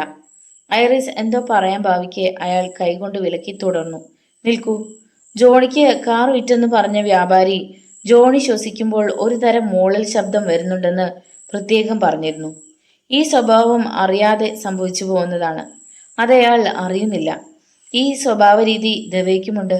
ഇതിലെന്തു പറയുന്നു? ഐറിസ് എന്തോ പറയാൻ ഭാവിച്ചെങ്കിലും പറഞ്ഞില്ല. കേൾക്കൂ, ട്രാവേഴ്സ് തുടർന്നു. എനിക്ക് തെളിവുകളില്ലെങ്കിലും ഇതേവരെ കിട്ടിയ വിവരങ്ങൾ അയാളെയാണ് ചൂണ്ടിക്കാണിക്കുന്നത്. മിസ്റ്റർ ജെയിംസിനോ ഷെറീഫിനോ ഇതേവരെ ഇതേപ്പറ്റി ഊഹിക്കാൻ പോലും കഴിഞ്ഞിട്ടില്ല. ഞാൻ നമുക്ക് കിട്ടാനിരിക്കുന്ന സമ്മാനത്തെപ്പറ്റി മാത്രമാണ് ചിന്തിക്കുന്നത്. ജോണി ആലീസിന് അയച്ച കുറിപ്പ് ഒരു സ്റ്റാൻഡേർഡ് ടൈപ്പ്റൈറ്ററിൽ ടൈപ്പ് ചെയ്തായിരുന്നു. പ്രസ്തുത ടൈപ്പ്റൈറ്ററിലെ RV എന്നീ അക്ഷരങ്ങൾ മറ്റ് അക്ഷരങ്ങൾ പോലെ ശരിയായി ലൈനിൽ വീഴുന്നവയല്ല. ബാങ്കിൽ ടൈപ്പ്റൈറ്റർ ഉണ്ടോ? ഉണ്ടെങ്കിൽ ഇപ്പറഞ്ഞ 2 അക്ഷരങ്ങൾക്ക് വ്യത്യാസമുണ്ടോ എന്നെനിക്ക് പരിശോധിച്ചറിയണം. എൻ്റെ ഊഹം ശരിയാണെങ്കിൽ ജോണി അണിഞ്ഞെന്ന് സങ്കല്പിക്കുന്ന രീതിയിൽ ഒരു ഓവർകോട്ട് അയാൾക്കുണ്ടോ എന്നറിയണം. അതും ശരിയാണെങ്കിൽ പിന്നെ അയാളെ അറസ്റ്റ് ചെയ്യാൻ വേണ്ട നടപടികൾ സ്വീകരിക്കുന്നതിൽ എനിക്ക് പ്രയാസം നേരിടുകയില്ല. പിന്നെ പണം, അതെവിടെ? അതയാൾ എവിടെയെങ്കിലും ഒളിച്ചു വെച്ചിരിക്കാം. അത് പുറത്തെവിടെയും കൊണ്ടുപോയിരിക്കാൻ ഇടയില്ല. അതുകൊണ്ട് അതും കണ്ടുപിടിക്കേണ്ടിയിരിക്കുന്നു. ഇപ്പോഴും ഇപ്പറഞ്ഞവയിൽ ഒരു വാക്ക് പോലും ഞാൻ വിശ്വസിക്കുന്നില്ല, ഐറിസ് പറഞ്ഞു. പക്ഷേ അവൾ ആകെ നടുങ്ങുന്നുണ്ടെന്ന് ട്രാവേഴ്സിന് ഊഹിക്കാൻ കഴിഞ്ഞു. ആലീസിന്റെ സ്ഥാനത്ത് നാളെ മുതൽ ഞാൻ ജോലിക്ക് ചേരാൻ പോവുകയാണെന്ന് കൂടി താങ്കളെ അറിയിക്കാൻ ഞാൻ ആഗ്രഹിക്കുന്നു. ട്രാവേഴ്സ് പെട്ടെന്ന് അവളെ തിരിഞ്ഞു നോക്കി. പാടില്ല, പാടില്ല, നീ അയാളോടൊപ്പം ജോലിക്ക് ഇരിക്കരുത്. അയാൾ പെട്ടെന്ന് നിർത്തി. അതിനുശേഷം സ്വയം നിയന്ത്രിച്ചുകൊണ്ട് അയാൾ ചോദിച്ചു, നീ അപ്പോൾ ജോലി ചെയ്യുന്നതോ? അത് വിട്ടുകളയുകയാണോ? അതെ, മിസ്റ്റർ ദവെ എന്നോട് അയാളെ സഹായിക്കാൻ പറഞ്ഞിരിക്കുകയാണ്. അതിന് കിട്ടുന്ന പ്രതിഫലവും നല്ലതാണ്. അതുകൊണ്ട് ആ ജോലി ചേരാൻ തന്നെ ഞാൻ തീർച്ചയാക്കി. ഇത്രയും ഞാൻ പറഞ്ഞിട്ടും അയാളോടൊപ്പം നീ ജോലിയിൽ പ്രവേശിക്കാനാണോ ഭാവം? നമുക്ക് വീട്ടിലേക്ക് പോകാം. താങ്കൾ ഇതേവരെ പറഞ്ഞതെല്ലാം യാഥാർത്ഥ്യമാണെന്ന് എനിക്ക് തോന്നുന്നില്ല. ഞാൻ അയാളോടൊപ്പം ജോലി ചെയ്യാൻ തീർച്ചയാക്കി. അതെന്റെ ഉറച്ച തീരുമാനമാണ്. ട്രാവേഴ്സ് പലതും ചിന്തിച്ചു. ഐറിസ് പറഞ്ഞതുപോലെയാണെന്ന് അയാൾക്കറിയാം. ഓൾറൈറ്റ്, നിന്റെ ഇഷ്ടം അതാണെങ്കിൽ അങ്ങനെ. പക്ഷേ നാളെ കാലത്ത് നീ അവിടെ ചെന്നാൽ അവിടുത്തെ ടൈപ്പ്റൈറ്റർ പരിശോധിക്കുക. അതൊരു സ്റ്റാൻഡേർഡ് ടൈപ്പ്റൈറ്റർ ആണെങ്കിൽ ഞാൻ പറഞ്ഞത് യാഥാർത്ഥ്യമാണെന്ന് നിനക്ക് മനസ്സിലാകും. നീ അത് ഉപയോഗിച്ച് നോക്കി അതിലെ 2 അക്ഷരങ്ങളുടെ സ്ഥാനത്തിന് വ്യത്യാസമുണ്ടോ എന്ന് നോക്കുക. ഈ പറഞ്ഞത് യാഥാർത്ഥ്യമല്ലെങ്കിൽ പിന്നെ എൻ്റെ ഊഹങ്ങളെല്ലാം വ്യർത്ഥങ്ങളാണെന്ന് ഞാൻ സമാധാനിച്ചു കൊള്ളാം. ഓൾറൈറ്റ്. അഥവാ ടൈപ്പ്റൈറ്റർ താങ്കൾ പറഞ്ഞതുപോലെ ആണെങ്കിൽ തന്നെ യഥാർത്ഥ കുറ്റവാളി ദവയാണെന്ന് ഞാൻ പറയില്ല. ട്രാവേഴ്സ് തലതിരിച്ചു. അയാൾ അതിവേഗം കാർ ഹൈവേയിൽ കൂടി മുമ്പോട്ടെടുത്തു. ലോഡ്ജിലെത്തി. വഴിയിലുടനീളം അവർ പിന്നെ ഒന്നും സംസാരിച്ചില്ല. തന്റെ നിഗമനം തികച്ചും ശരിയാണെന്ന വിശ്വാസം അയാൾക്കുണ്ടായിരുന്നു. അപ്പോൾ സമയം 1 ഗുഡ് നൈറ്റ്, അവൾ അയാളെ നോക്കി പറഞ്ഞു. ട്രാവേഴ്സ് അവളെ തന്നോട് ഇറുക്കി അണച്ചു. നമുക്ക് തമ്മിൽ തർക്കം വേണ്ട. എൻ്റെ നിഗമനം ഒരുപക്ഷെ തെറ്റായിരിക്കാം. അതല്ല ശരിയാണെങ്കിൽ നീ എനിക്ക് നഷ്ടപ്പെടുകയില്ലല്ലോ, അയാൾ ചോദിച്ചു. ഞാൻ എൻ്റെ അമ്മയെക്കുറിച്ചാണ് വിഷമിക്കുന്നത്. താങ്കളുടെ നിഗമനം ശരിയാണെങ്കിൽ അതല്ലെന്ന് തന്നെ ഞാൻ വിശ്വസിക്കുന്നു. എനിക്ക് ആ പണം വേണ്ട. പക്ഷേ താങ്കൾ പറഞ്ഞവ സത്യമല്ലെന്ന് തന്നെ ഞാൻ ഇപ്പോഴും വിശ്വസിക്കുന്നു. ട്രാവേഴ്സ് അവളെ ചുംബിച്ചു. കാറിൽ നിന്നിറങ്ങി അവൾ ലോഡ്ജിലേക്ക് നടന്നുപോയി. ട്രാവേഴ്സ് മടങ്ങിപ്പോകുന്നത് ശ്രദ്ധിച്ചുകൊണ്ട് അവൾ അവിടെ ഒരു നിമിഷം നിന്നു. പിന്നീട് ശബ്ദമുണ്ടാക്കാതെ തന്റെ മുറിയിലേക്ക് നടന്നു. എന്നാൽ ആ മുറിക്ക് സമീപം എത്തിയപ്പോൾ അകത്ത് വിളക്കെരിയുന്നതായി കണ്ടു. കതക് തുറന്ന് അവൾ അകത്തേക്ക് നടന്നു. അകത്ത് ഒരു കസേരയിൽ മിസ്സിസ് ലോറിംഗ് ഇരിക്കുന്നുണ്ടായിരുന്നു. അവളുടെ വിരലുകൾക്കിടയിൽ ഒരു സിഗരറ്റ് പുകഞ്ഞുകൊണ്ടിരുന്നു. ഐറിസ് അവളെ തന്നെ തുറച്ചു നോക്കിക്കൊണ്ട് കതകിന് സമീപം ഇളകാതെ നിന്നു. അമ്മ ഉറങ്ങിയില്ലേ? എനിക്ക് നിന്നോട് ചിലത് സംസാരിക്കാനുണ്ട്. കതകടച്ച് ഇവിടെ വന്നിരിക്കൂ. ഐറിസ് കതകടച്ച് മെത്തയിൽ ചെന്നിരുന്നു. നീ ധവയോടൊപ്പം നാളെ മുതൽ ജോലി ചെയ്യാൻ പോവുകയാണെന്ന് ഞാൻ അറിഞ്ഞു. നീ അത് എന്തുകൊണ്ട് എന്നോട് പറഞ്ഞില്ല? അവരുടെ പതിവില്ലാത്ത സ്വരവും ചോദ്യവും ഐറിസിനെ അമ്പരപ്പിച്ചു. അദ്ദേഹം അങ്ങനെ ചോദിക്കുമ്പോൾ അമ്മ അവിടെ ഉണ്ടായിരുന്നില്ല. ഞാൻ കരുതി അദ്ദേഹം അമ്മയോട് പറഞ്ഞിരിക്കുമെന്ന്. എന്താ, ഞാൻ അങ്ങനെ പോകുന്നത് കൊണ്ട് അമ്മയ്ക്ക് വിഷമമുണ്ടോ? ഉവ്വ്. ധവയുടെ മന്ദഹാസത്തിൽ നീ മയങ്ങിപ്പോകുന്നത് എനിക്കിഷ്ടമല്ല. എനിക്ക് മകളും മകനുമായി നീ ഒരുത്തി മാത്രമേ ഉള്ളൂ. ആ മുഖം ക്രൂരമാകുന്നത് ഐറിസ് ശ്രദ്ധിച്ചു. അമ്മ എന്താണ് ഈ പറഞ്ഞു വരുന്നത്? മനസ്സിലായില്ലേ? ഞാൻ അയാളെ വിവാഹം കഴിക്കാൻ തീരുമാനിച്ചത് നിനക്കറിഞ്ഞുകൂടെ? നിന്നേക്കാൾ എനിക്ക് 2 മടങ്ങ് വയസ്സ് അധികമാണ്. നിന്നെപ്പോലെ സൗന്ദര്യം എനിക്കില്ല. നീ എത്രമാത്രം അയാളുമായി അടുത്തിടപഴകാതിരിക്കുന്നുവോ അത്രമാത്രം എനിക്ക് ഗുണമാണ്. അമ്മ അമ്മ പറയുന്നത് എന്തെന്ന് അമ്മ അറിയുന്നുണ്ടോ? ഐറിസിന്റെ സ്വരമുയർന്നു. ഞാൻ മദ്യത്തിന്റെ ലഹരിയിൽ പുലമ്പുകയാണെന്ന് നീ കരുതിയോ? ഒരു ക്രൂരമായ ചിരി മിസ്സസ് ലോറിങ്ങിന്റെ മുഖത്ത് തെളിഞ്ഞു കണ്ടു. നീ അയാളുടെ അടുക്കൽ ജോലിക്ക് പോകരുത്. പറഞ്ഞത് മനസ്സിലായില്ലേ? അവിടെ ഒരു നീണ്ട മൂകത പരന്നു. അതിനുശേഷം ഐറിസ് ശാന്തമായി പറഞ്ഞു, ഐ ആം സോറി. ഞാനവിടെ ജോലിക്ക് ചേരാൻ തീർച്ചപ്പെടുത്തി കഴിഞ്ഞതാണ്. അതേതായാലും മാറ്റാൻ ഉദ്ദേശമില്ല. എനിക്ക് പണത്തിൻ്റെ ആവശ്യമുണ്ട്. അമ്മ സ്വബോധത്തോടെയല്ല സംസാരിക്കുന്നതെന്ന് എനിക്കറിയാം. ദയവായി പോയി കിടന്നുറങ്ങും. മിസ്സസ് ലോറിംഗ് ഇടർച്ചയോടെ എഴുന്നേറ്റു. All right. അവളുടെ വാക്കുകൾക്കും ഇടർച്ച തട്ടിയിരുന്നു. നിന്റെ ഇഷ്ടം അതാണെങ്കിൽ അങ്ങനെ. പക്ഷേ ഞാൻ പിന്നെ താക്കീത് തന്നിരുന്നില്ലെന്ന് എന്നെ കുറ്റപ്പെടുത്തിയേക്കരുത്. ഇനി അയാൾക്കോ നിനക്കോ അഥവാ എനിക്കോ എന്ത് സംഭവിച്ചാലും ഒരു ചുക്കുമില്ല എന്ന് പറഞ്ഞ് അവൾ മുറിവിട്ട് മുകളിലേക്ക് പോയി. അകാരണമായി ഐറിസിന് ഏതോ ഭയമുണ്ടായി. തനിക്ക് ചുറ്റും ഇരുൾ പരക്കുന്ന ഒരു പ്രതീതി. ഇരുട്ടിലേക്ക് അവൾ തുറച്ചു നോക്കി. അടുത്ത ദിവസം കാലത്ത് സുമാർ 6 മണി കഴിഞ്ഞിരിക്കും. ആരോ സാവധാനം കതകിൽ തട്ടുന്ന ശബ്ദം കേട്ട് മിസ്സിസ് ലോറിംഗ് ഉറക്കമുണർന്നു. അവൾ പാതി എഴുന്നേറ്റു. തലയ്ക്ക് വല്ലാത്ത ഭാരം അനുഭവപ്പെട്ടു. മെത്തക്കരികിലെ ക്ലോക്കിൽ നോക്കി അവൾ ചോദിച്ചു, ആരാണത്? ദവേ, വാതിൽ തുറക്കൂ. എനിക്ക് നിന്നോട് ചിലത് സംസാരിക്കാനുണ്ട്. വളരെ താണ സ്വരത്തിലുള്ള അയാളുടെ സ്വരത്തിൽ എന്തോ അപാകത തോന്നിച്ചിരുന്നു. വേഗം ഒരു പുതപ്പെടുത്ത് പുതച്ചുകൊണ്ട് അവൾ എഴുന്നേറ്റ് ചെന്ന് കതക് തുറന്നു. വിളർത്ത മുഖത്തോടെ ക്ഷീണിച്ച ശരീരത്തോടെ പുറത്ത് കാത്തു നിൽക്കുകയായിരുന്നു ദവേ. വേഗം അകത്ത് കടന്ന് കതകടച്ചു. എന്താ കാര്യം? ഒരു ചീപ്പെടുത്ത് മുടിയിൽ കൂടി ഓടിച്ചുകൊണ്ട് അവൾ ചോദിച്ചു. എന്താണ് കാര്യം? ഇന്നലെ രാത്രി നിന്നെ ഞാൻ പലതവണ മുട്ടി വിളിച്ചിരുന്നു. പക്ഷേ നീ ലഹരിയിൽ ഗാഠനിദ്രയിലായിരുന്നതിനാൽ ഞാൻ മുട്ടിയത് കേട്ടില്ല. കാര്യം എന്താണെന്ന് വെച്ചാൽ അതങ്ങ് പറയൂ. എതിരെയുള്ള കണ്ണാടിയിൽ ശോഷിച്ചു തളർന്ന തൻ്റെ ശരീരം കണ്ട് അവൾ നെടുവീർപ്പെട്ടു. കുഴപ്പമുണ്ടായേക്കാം. നിന്റെ അടുക്കൽ ടൈപ്പ് റൈറ്റർ ഉണ്ടോ? അവൾ അയാളെ തുറച്ചു നോക്കി. തൻ്റെ തലയ്ക്ക് കനം വയ്ക്കുന്നതായും വേദനിക്കുന്നതായും അവൾക്ക് തോന്നി. ടൈപ്പ് റൈറ്ററോ? ഉവ്വ്. എന്തിന്? അതെവിടെ? അവൾ വിരൽ ചൂണ്ടി. അവിടെ ഒരു പോർട്ടബിൾ ടൈപ്പ് റൈറ്റർ കിടന്നിരുന്നു. അതൊരു സ്മിത്ത് കൊറോണ ടൈപ്പ് റൈറ്റർ ആയിരുന്നു. അത് പ്രവർത്തിക്കുന്നുണ്ടോ? ഉവ്വ്. എന്തിനാണ് ഇതൊക്കെ അറിയുന്നത്? ആലീസിന് ഞാൻ ആ കുറിപ്പ് ടൈപ്പ് ചെയ്തത് ബാങ്കിലെ ടൈപ്പ് റൈറ്റർ ഉപയോഗിച്ചായിരുന്നു. ആ കുറിപ്പ് ടൈപ്പ് ചെയ്തത് ഒരു സ്റ്റാൻഡേർഡ് റിമിറ്റനിലാണെന്നും അതിലെ 2 അക്ഷരങ്ങൾക്ക് മറ്റുള്ളവയേക്കാൾ വ്യത്യാസമുണ്ടെന്നും പോലീസ് കണ്ടുപിടിച്ചിരിക്കുന്നു. അതെങ്ങാനും അവർ ബാങ്കിൽ കണ്ടെത്തിയാൽ പിന്നെ നമ്മുടെ സ്ഥിതി ഗുരുതരം തന്നെ. അവളത് കേട്ട് ഞെട്ടി. ആ കണ്ണുകളിൽ സംഭ്രമം നിലച്ചു. നിങ്ങളും നിങ്ങളുടെ തെളിവ് കിട്ടാത്തൊരു പ്ലാനും, അവൾ അവജ്ഞയോടെ അയാളെ നോക്കി പറഞ്ഞു. ഇനി താങ്കൾ എന്താണ് ചെയ്യാൻ പാവം? ശബ്ദം താഴ്ത്തി സംസാരിക്കൂ. ഞാനിത് ബാങ്കിലേക്ക് കൊണ്ടുപോവുകയാണ്. ബാങ്കിലെ മെഷീൻ ഞാൻ എവിടെയെങ്കിലും ഒളിച്ചു വെക്കും. ആ മെഷീനെ പറ്റി അവർക്ക് മരിക്കാൻ കിടക്കുന്ന ലാബിൽ നിന്ന് അന്വേഷിച്ചറിയാൻ വിഷമമാണ്. പിന്നെ അതേപ്പറ്റി അറിയുന്നത് ആലിസിനാണ്. അവൾ മരിക്കുകയും ചെയ്തു. ആ റെമിങ്ടൺ താങ്കൾ എവിടെ ഒളിച്ചു വെക്കും? ഞാനത് വോൾട്ടിനകത്ത് വെക്കും. അവൾക്കല്പം ആശ്വാസമായി. എങ്കിൽ ആ പോർട്ടബിൾ ടൈപ്പ്റൈറ്റർ എടുത്ത് പുറത്തേക്ക് പോകൂ. തീർന്നില്ല. നീ നിന്റെ അറ്റോർണിക്ക് കൊടുത്തെന്ന് പറഞ്ഞ ആ എഴുത്ത് തിരിച്ചു വാങ്ങണം. നിനക്ക് എന്തെങ്കിലും സംഭവിച്ചാൽ പോലും പിന്നെ ഞാൻ അതിന് ഉത്തരവാദിയാകേണ്ടി വരും. നിന്റെ മദ്യപാനം നിന്നെ കൊണ്ടു ചെന്നെത്തിക്കുന്നത് അതിലേക്കാണ്.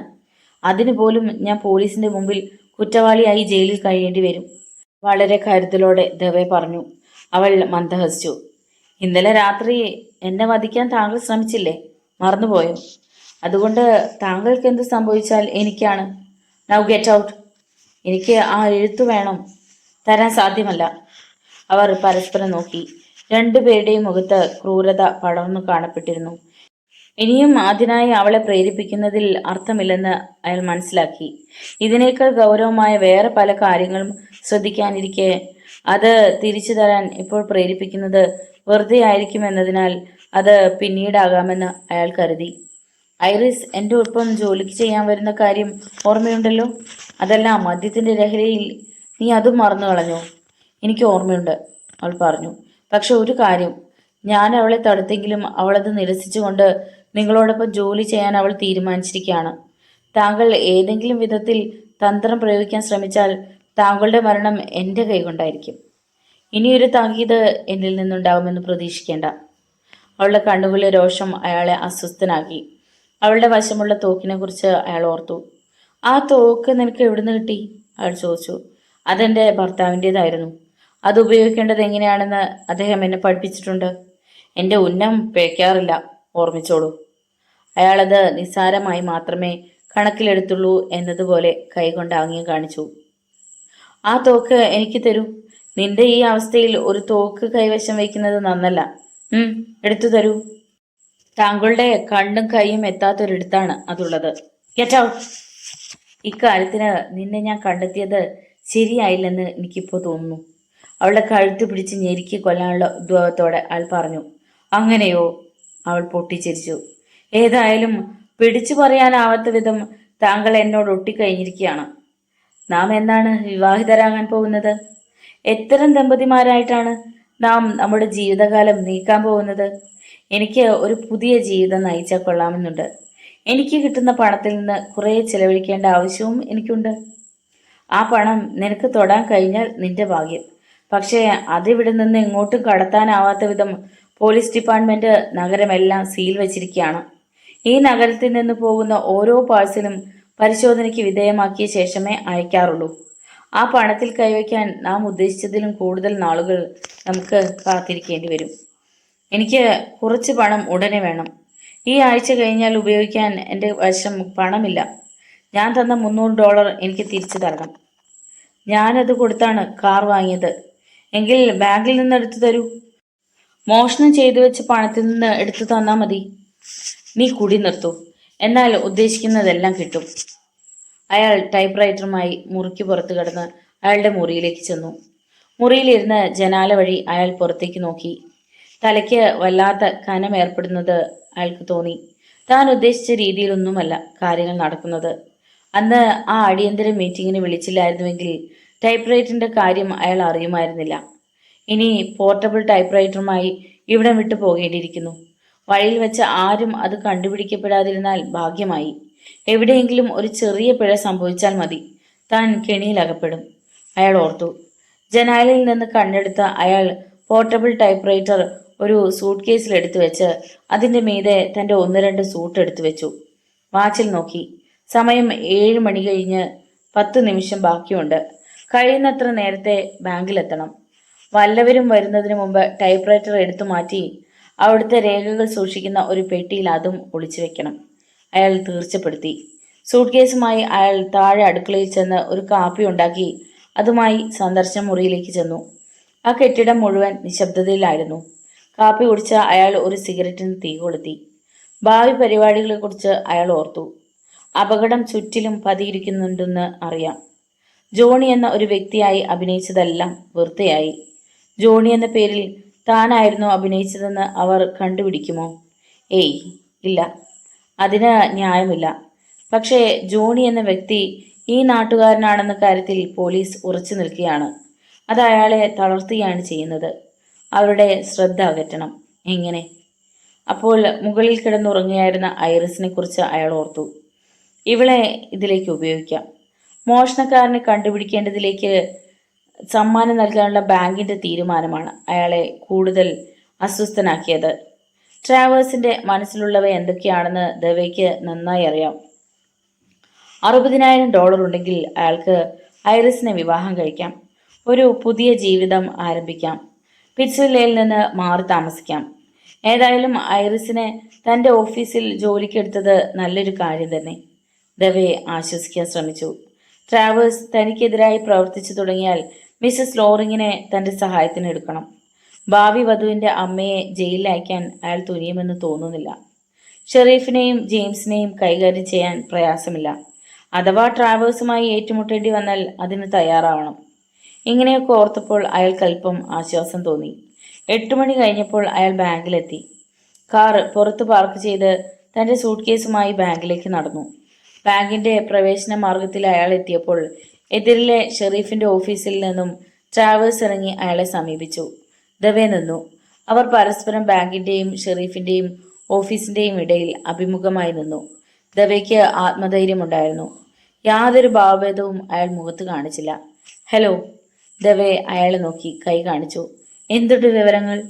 ട്രാവേഴ്സ് ഒന്നുമില്ലെന്ന അർത്ഥത്തിൽ ശിരസിളക്കി സൂട്ട് കേസിലേക്ക് നോക്കി. ഇപ്പോൾ വിശേഷിച്ചൊന്നുമില്ല. താങ്കൾ എന്താ ഇന്ന് നേരത്തെ? താങ്കൾ അകലേക്കെങ്ങാനും പോകുന്നുണ്ടോ? ദവേ സാധാരണ മട്ടിൽ ചിരിച്ചു. അങ്ങനെ ഒരു ഭാഗ്യമൊന്നും തൽക്കാലമില്ല. ഞാൻ ഇന്നല്പം നേരത്തെയാണ്. അതെ, ഞങ്ങളുടെ ഓഡിറ്റ് നടത്തിക്കൊണ്ടിരിക്കുകയാണ്. നല്ല തിരക്കേറിയ ജോലിയുണ്ട്. ഇന്നു മുതൽ ഐറിസും എന്നോടൊപ്പം ജോലിക്കുണ്ട്. അവൾ താങ്കളോട് പറഞ്ഞോ എന്നറിയില്ല. ഉവ്വ്, അവൾ പറഞ്ഞു.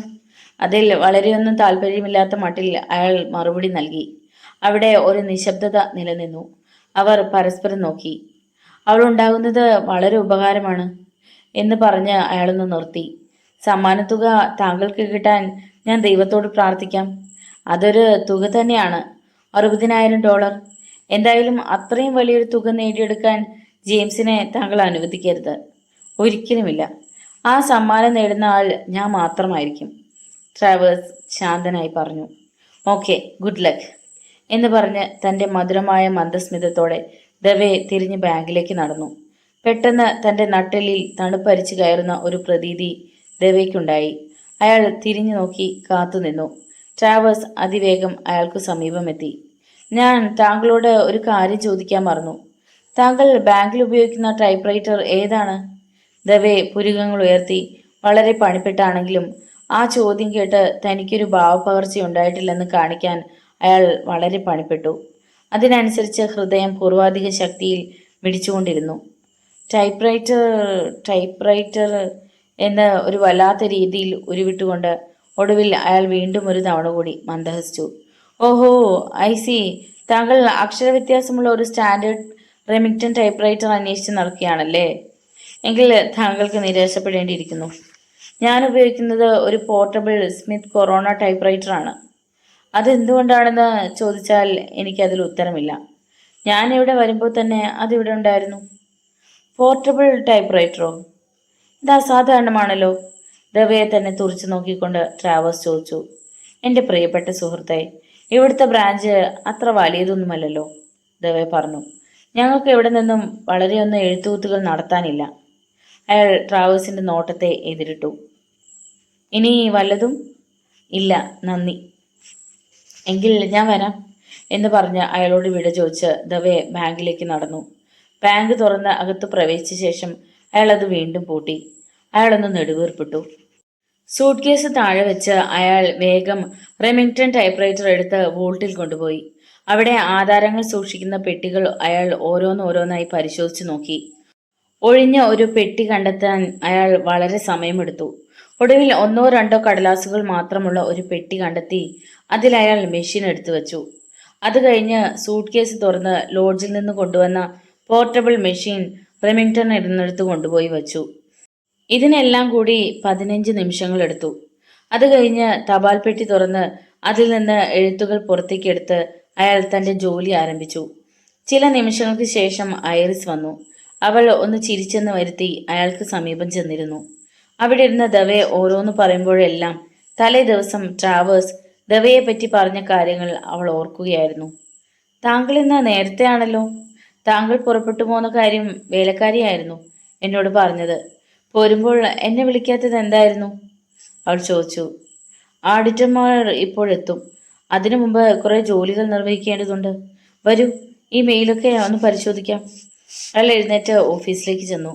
പോകുമ്പോൾ അവിടെ ഒരിടത്ത് പോർട്ടബിൾ ടൈപ്പ്റൈറ്റർ ഇരിക്കുന്നത് കണ്ട് അവൾ പെട്ടെന്ന് നിന്നു. അതിൽ തന്നെ അവൾ തുറച്ചു നോക്കി. അവൾ നിന്നത് കണ്ട് അയാൾ അവളെ തിരിഞ്ഞു നോക്കി. അവൾ അങ്ങനെ അതിൽ നോക്കുന്നത് കണ്ടപ്പോൾ അയാൾ എന്തൊക്കെയോ ധരിച്ചു. ട്രാവേഴ്സ് ഇവളോട് ടൈപ്പ്റൈറ്ററിന്റെ കാര്യം പറഞ്ഞിരിക്കുമോ? പറഞ്ഞിരിക്കും. തന്റെ ഓരോ ചലനങ്ങളും ശ്രദ്ധിക്കാൻ അയാൾ അവളെ ചുമതലപ്പെടുത്തിയിരിക്കും. ജോണി എന്ന മനുഷ്യൻ താനായിരുന്നുവെന്ന് അയാൾ സങ്കല്പിച്ചു കാണുമോ? ഉവ്, അതിനിടെയുണ്ട്. അല്ലായിരുന്നെങ്കിൽ ഏത് ടൈപ്പ്റൈറ്ററാണ് ബാങ്കിലുള്ളതെന്ന് അയാൾക്ക് ചോദിക്കേണ്ട കാര്യമെന്താണ്? അതത്ര നല്ല മെഷീനൊന്നുമല്ല. പക്ഷേ അതല്ലാതെ മറ്റൊരു മെഷീൻ തരാൻ നിവൃത്തിയില്ല. നല്ലൊരെണ്ണം തരാൻ ഞാൻ ഹെഡ് ഓഫീസിൽ പറഞ്ഞിട്ടുണ്ട്. കിട്ടുന്നത് വരെ ഇത് ഉപയോഗിക്കുകയേ നിർവാഹമുള്ളൂ. ഐറിസ് അവളുടെ കണ്ണുകൾ മെഷീനിൽ നിന്നും പിൻവലിച്ചു.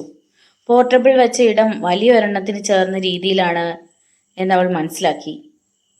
ഓ, എനിക്കിതൊക്കെ മതി. വാസ്തവത്തിൽ ഇത്തരം മെഷീനിൽ ടൈപ്പ് ചെയ്ത പഴക്കമാണ് എനിക്ക്. അമ്മയുടെ വശവും ഇത്തരം ഒരെണ്ണമുണ്ട്.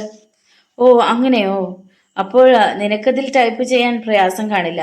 വരൂ, നമുക്ക് എൻ്റെ ഓഫീസിലേക്ക് ചെല്ലാം. ആ മെഷീൻ അടുത്ത് ചെല്ലണമെന്നും അത് പരിശോധിച്ച് നോക്കണമെന്നും ഐറിസിന് ആഗ്രഹമുണ്ട്. എന്നാൽ ദവയുടെ നോട്ടം അവളിൽ തന്നെ പതിഞ്ഞിരിക്കയാൽ അവൾ അതിന് മുതിർന്നില്ല. അവർ ഓഫീസിൽ കയറിയപ്പോൾ പുറത്തെ കതകിൽ ആരോ തട്ടുന്നത് കേട്ടു. ഓഡിറ്റർമാർ വന്നിരിക്കുന്നു. ഞാൻ അവരോട് അകത്തേക്ക് വരാൻ പറയട്ടെ? അയാൾ കതക് തുറക്കാൻ ചെന്നു. 2 ഓഡിറ്റർമാരും ഓഫീസിനകത്തേക്ക് വന്നു. ദേവയ്ക്കും ഐറിസിനും അഭിവാദനങ്ങൾ പറഞ്ഞു. അടുത്ത 1 മണിക്കൂറിൽ ബാങ്ക് ജോലികളെ ദവെ ഐറിസിന് വിശദീകരിച്ചു കൊടുത്തു. വിശദീകരിക്കുമ്പോൾ അയാൾക്കുണ്ടായിരുന്ന ക്ഷമ കണ്ട് അവൾ അത്ഭുതപ്പെട്ടു. ഏതാണ്ട് 10 മണി കഴിഞ്ഞപ്പോൾ ഒരു ഇടപാടുകാരൻ അവിടെ വന്നു. ദവെ അയാളെ ശ്രദ്ധിക്കാൻ ചെന്നു. ആ സമയം അവൾ ടൈപ്പ്റൈറ്ററിന് അടുത്ത് ചെന്നു. അവിടെ സ്റ്റൂളിൽ ഇരുന്നപ്പോൾ സുമാർ 40 മണിക്കൂറുകൾക്ക് മുമ്പ് അതേ സ്ഥാനത്ത് ആലിസ് ആയിരുന്നല്ലോ ഉണ്ടായിരുന്നതെന്ന് അവൾ ഓർമ്മിച്ചു.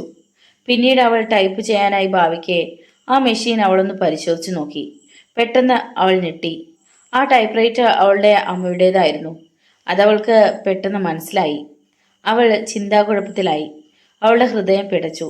എങ്കിലും ദവയുടെ നിർദ്ദേശാനുസരണം അയാൾ കൊടുത്ത എഴുത്തുകൾ അവൾ അതിൽ ടൈപ്പ് ചെയ്തു. ഇടയിൽ ആ ടൈപ്പ്റൈറ്റർ വെച്ചിരുന്ന ചെറിയ വെൽവെറ്റ് തൊണ്ടും അവൾ പരിശോധിച്ചു നോക്കി. വലിയൊരു മെഷീൻ അവിടെ ഉണ്ടായിരുന്നതിൻ്റെ വ്യക്തമായ അടയാളം അതിലുണ്ടായിരുന്നു. തിരക്കുകൾക്കൊഴിഞ്ഞ് ഏതാണ്ട് 12 മണിക്കായിരുന്നു ദവെ അവളുടെ അടുക്കിലേക്ക് വന്നത്. അയാൾ തയ്യാറാക്കാൻ പറഞ്ഞ എഴുത്തുകളെല്ലാം അതിനകം തയ്യാറായിരുന്നു. ജോലി എങ്ങനെ? ഇഷ്ടപ്പെട്ടോ? അയാൾ ചോദിച്ചു. ഉവ്. അയാളുടെ നേരിട്ടുള്ള നോട്ടത്തെ നേരിടാനാവാതെ അവൾ എഴുന്നേറ്റ് അല്പം മാറി നിന്നു. തനിക്ക് അവളെ ശ്രദ്ധിക്കേണ്ടിയിരിക്കുന്നു. തന്നോട് അവൾക്കുണ്ടായിരുന്ന ബഹുമാനത്തിന് കോട്ടം തട്ടിയിരിക്കുന്നതായി അയാൾ മനസ്സിലാക്കി. ഒരുപക്ഷെ ആ ടൈപ്പ്റൈറ്റർ അവളുടെ അമ്മയുടേതാണെന്ന കാര്യം അവൾ മനസ്സിലാക്കിയിരിക്കണം. ഓ, ഇക്കാര്യം നേരത്തെ ഓർത്തിരിക്കണമായിരുന്നു. ഇനി അവൾ ടൈപ്പ്റൈറ്ററിൻ്റെ കാര്യം ട്രാവേഴ്സിനോട് പറഞ്ഞാൽ എങ്കിൽ അത് അപകടമുണ്ടാക്കും. ഭക്ഷണത്തിന് നീ ലോഡ്ജിലേക്ക് പോകുന്നോ? ഉച്ചഭക്ഷണത്തിനുള്ള സമയമായപ്പോൾ ഓഡിറ്റർമാർ പോയി കഴിഞ്ഞപ്പോൾ ദവെ അവളോട് ചോദിച്ചു. ഞാൻ സാധാരണ ഇവിടെ അടുത്ത് ഒരു ഹോട്ടലിൽ പോകാറാണ് പതിവ്. അവിടെ ഭക്ഷണം മോശമില്ല. എൻ്റെ ഒപ്പം വരുന്നോ? ഞാൻ ലോഡ്ജിലേക്ക് പോയിക്കൊള്ളാം, ഐറിസ് പെട്ടെന്ന് പറഞ്ഞു. ബസ്സിൽ അങ്ങോട്ട് ചെല്ലാൻ 10 മിനിറ്റ് മാത്രമേ എടുക്കൂ. എങ്കിൽ ശരി, പോയിക്കൊള്ളൂ. ഞാൻ ബാങ്ക് അടയ്ക്കാം. ഐറിസ് തൻ്റെ കോട്ടെടുത്ത് അണിഞ്ഞ് കൈ കഴുകുന്നിടത്തേക്ക് ചെന്നു. അവിടെ മുഖത്ത് പൂശുന്ന ക്രീമും സ്ത്രീകൾ ഉപയോഗിക്കുന്ന ടിഷ്യൂ, ട്യൂബ് എന്നിവകളും കിടക്കുന്നത് കണ്ടു. ആലീസിൻ്റെതാണ് അവയെന്ന് അവൾ സങ്കല്പിച്ചു. മരിച്ചുപോയ ആലീസിനെ കുറിച്ച് ഓർത്തപ്പോൾ അവൾക്ക് ഉൾക്കിളിരിയുണ്ടായി. പെട്ടെന്ന് അവൾ അവിടെ വിട്ടിറങ്ങാൻ തീർച്ചയാക്കി. ദവയോടൊപ്പം തനിച്ചതിനുള്ളിൽ കഴിയാൻ അവൾ ഇഷ്ടപ്പെട്ടില്ല. അയാൾ ഓഫീസിന്റെ കതകിനടുത്ത് നിൽക്കുകയായിരുന്നു. അയാളുടെ നീലക്കണ്ണുകൾ അവളെ തന്നെ ഉറ്റുനോക്കുകയായിരുന്നു. അത് കണ്ടപ്പോൾ അവളുടെ ഉള്ളിൻ്റെ ഉള്ളിൽ ഭയത്തിൻ്റെ ഉറവുകളുണ്ടായി. അവൾ അവിടെ നിന്നു. അവർ പരസ്പരം നോക്കി. ദവെ തൻ്റെ വശ്യസുന്ദരമായ മന്ദഹാസം പ്രകടമാക്കി. അത് കണ്ട് ആദ്യമായി ഐറിസ് ഭയന്നു. നിനക്കെൻ്റെ കാർ ഉപയോഗിക്കണമെങ്കിലാകാം, ദവെ പറഞ്ഞു.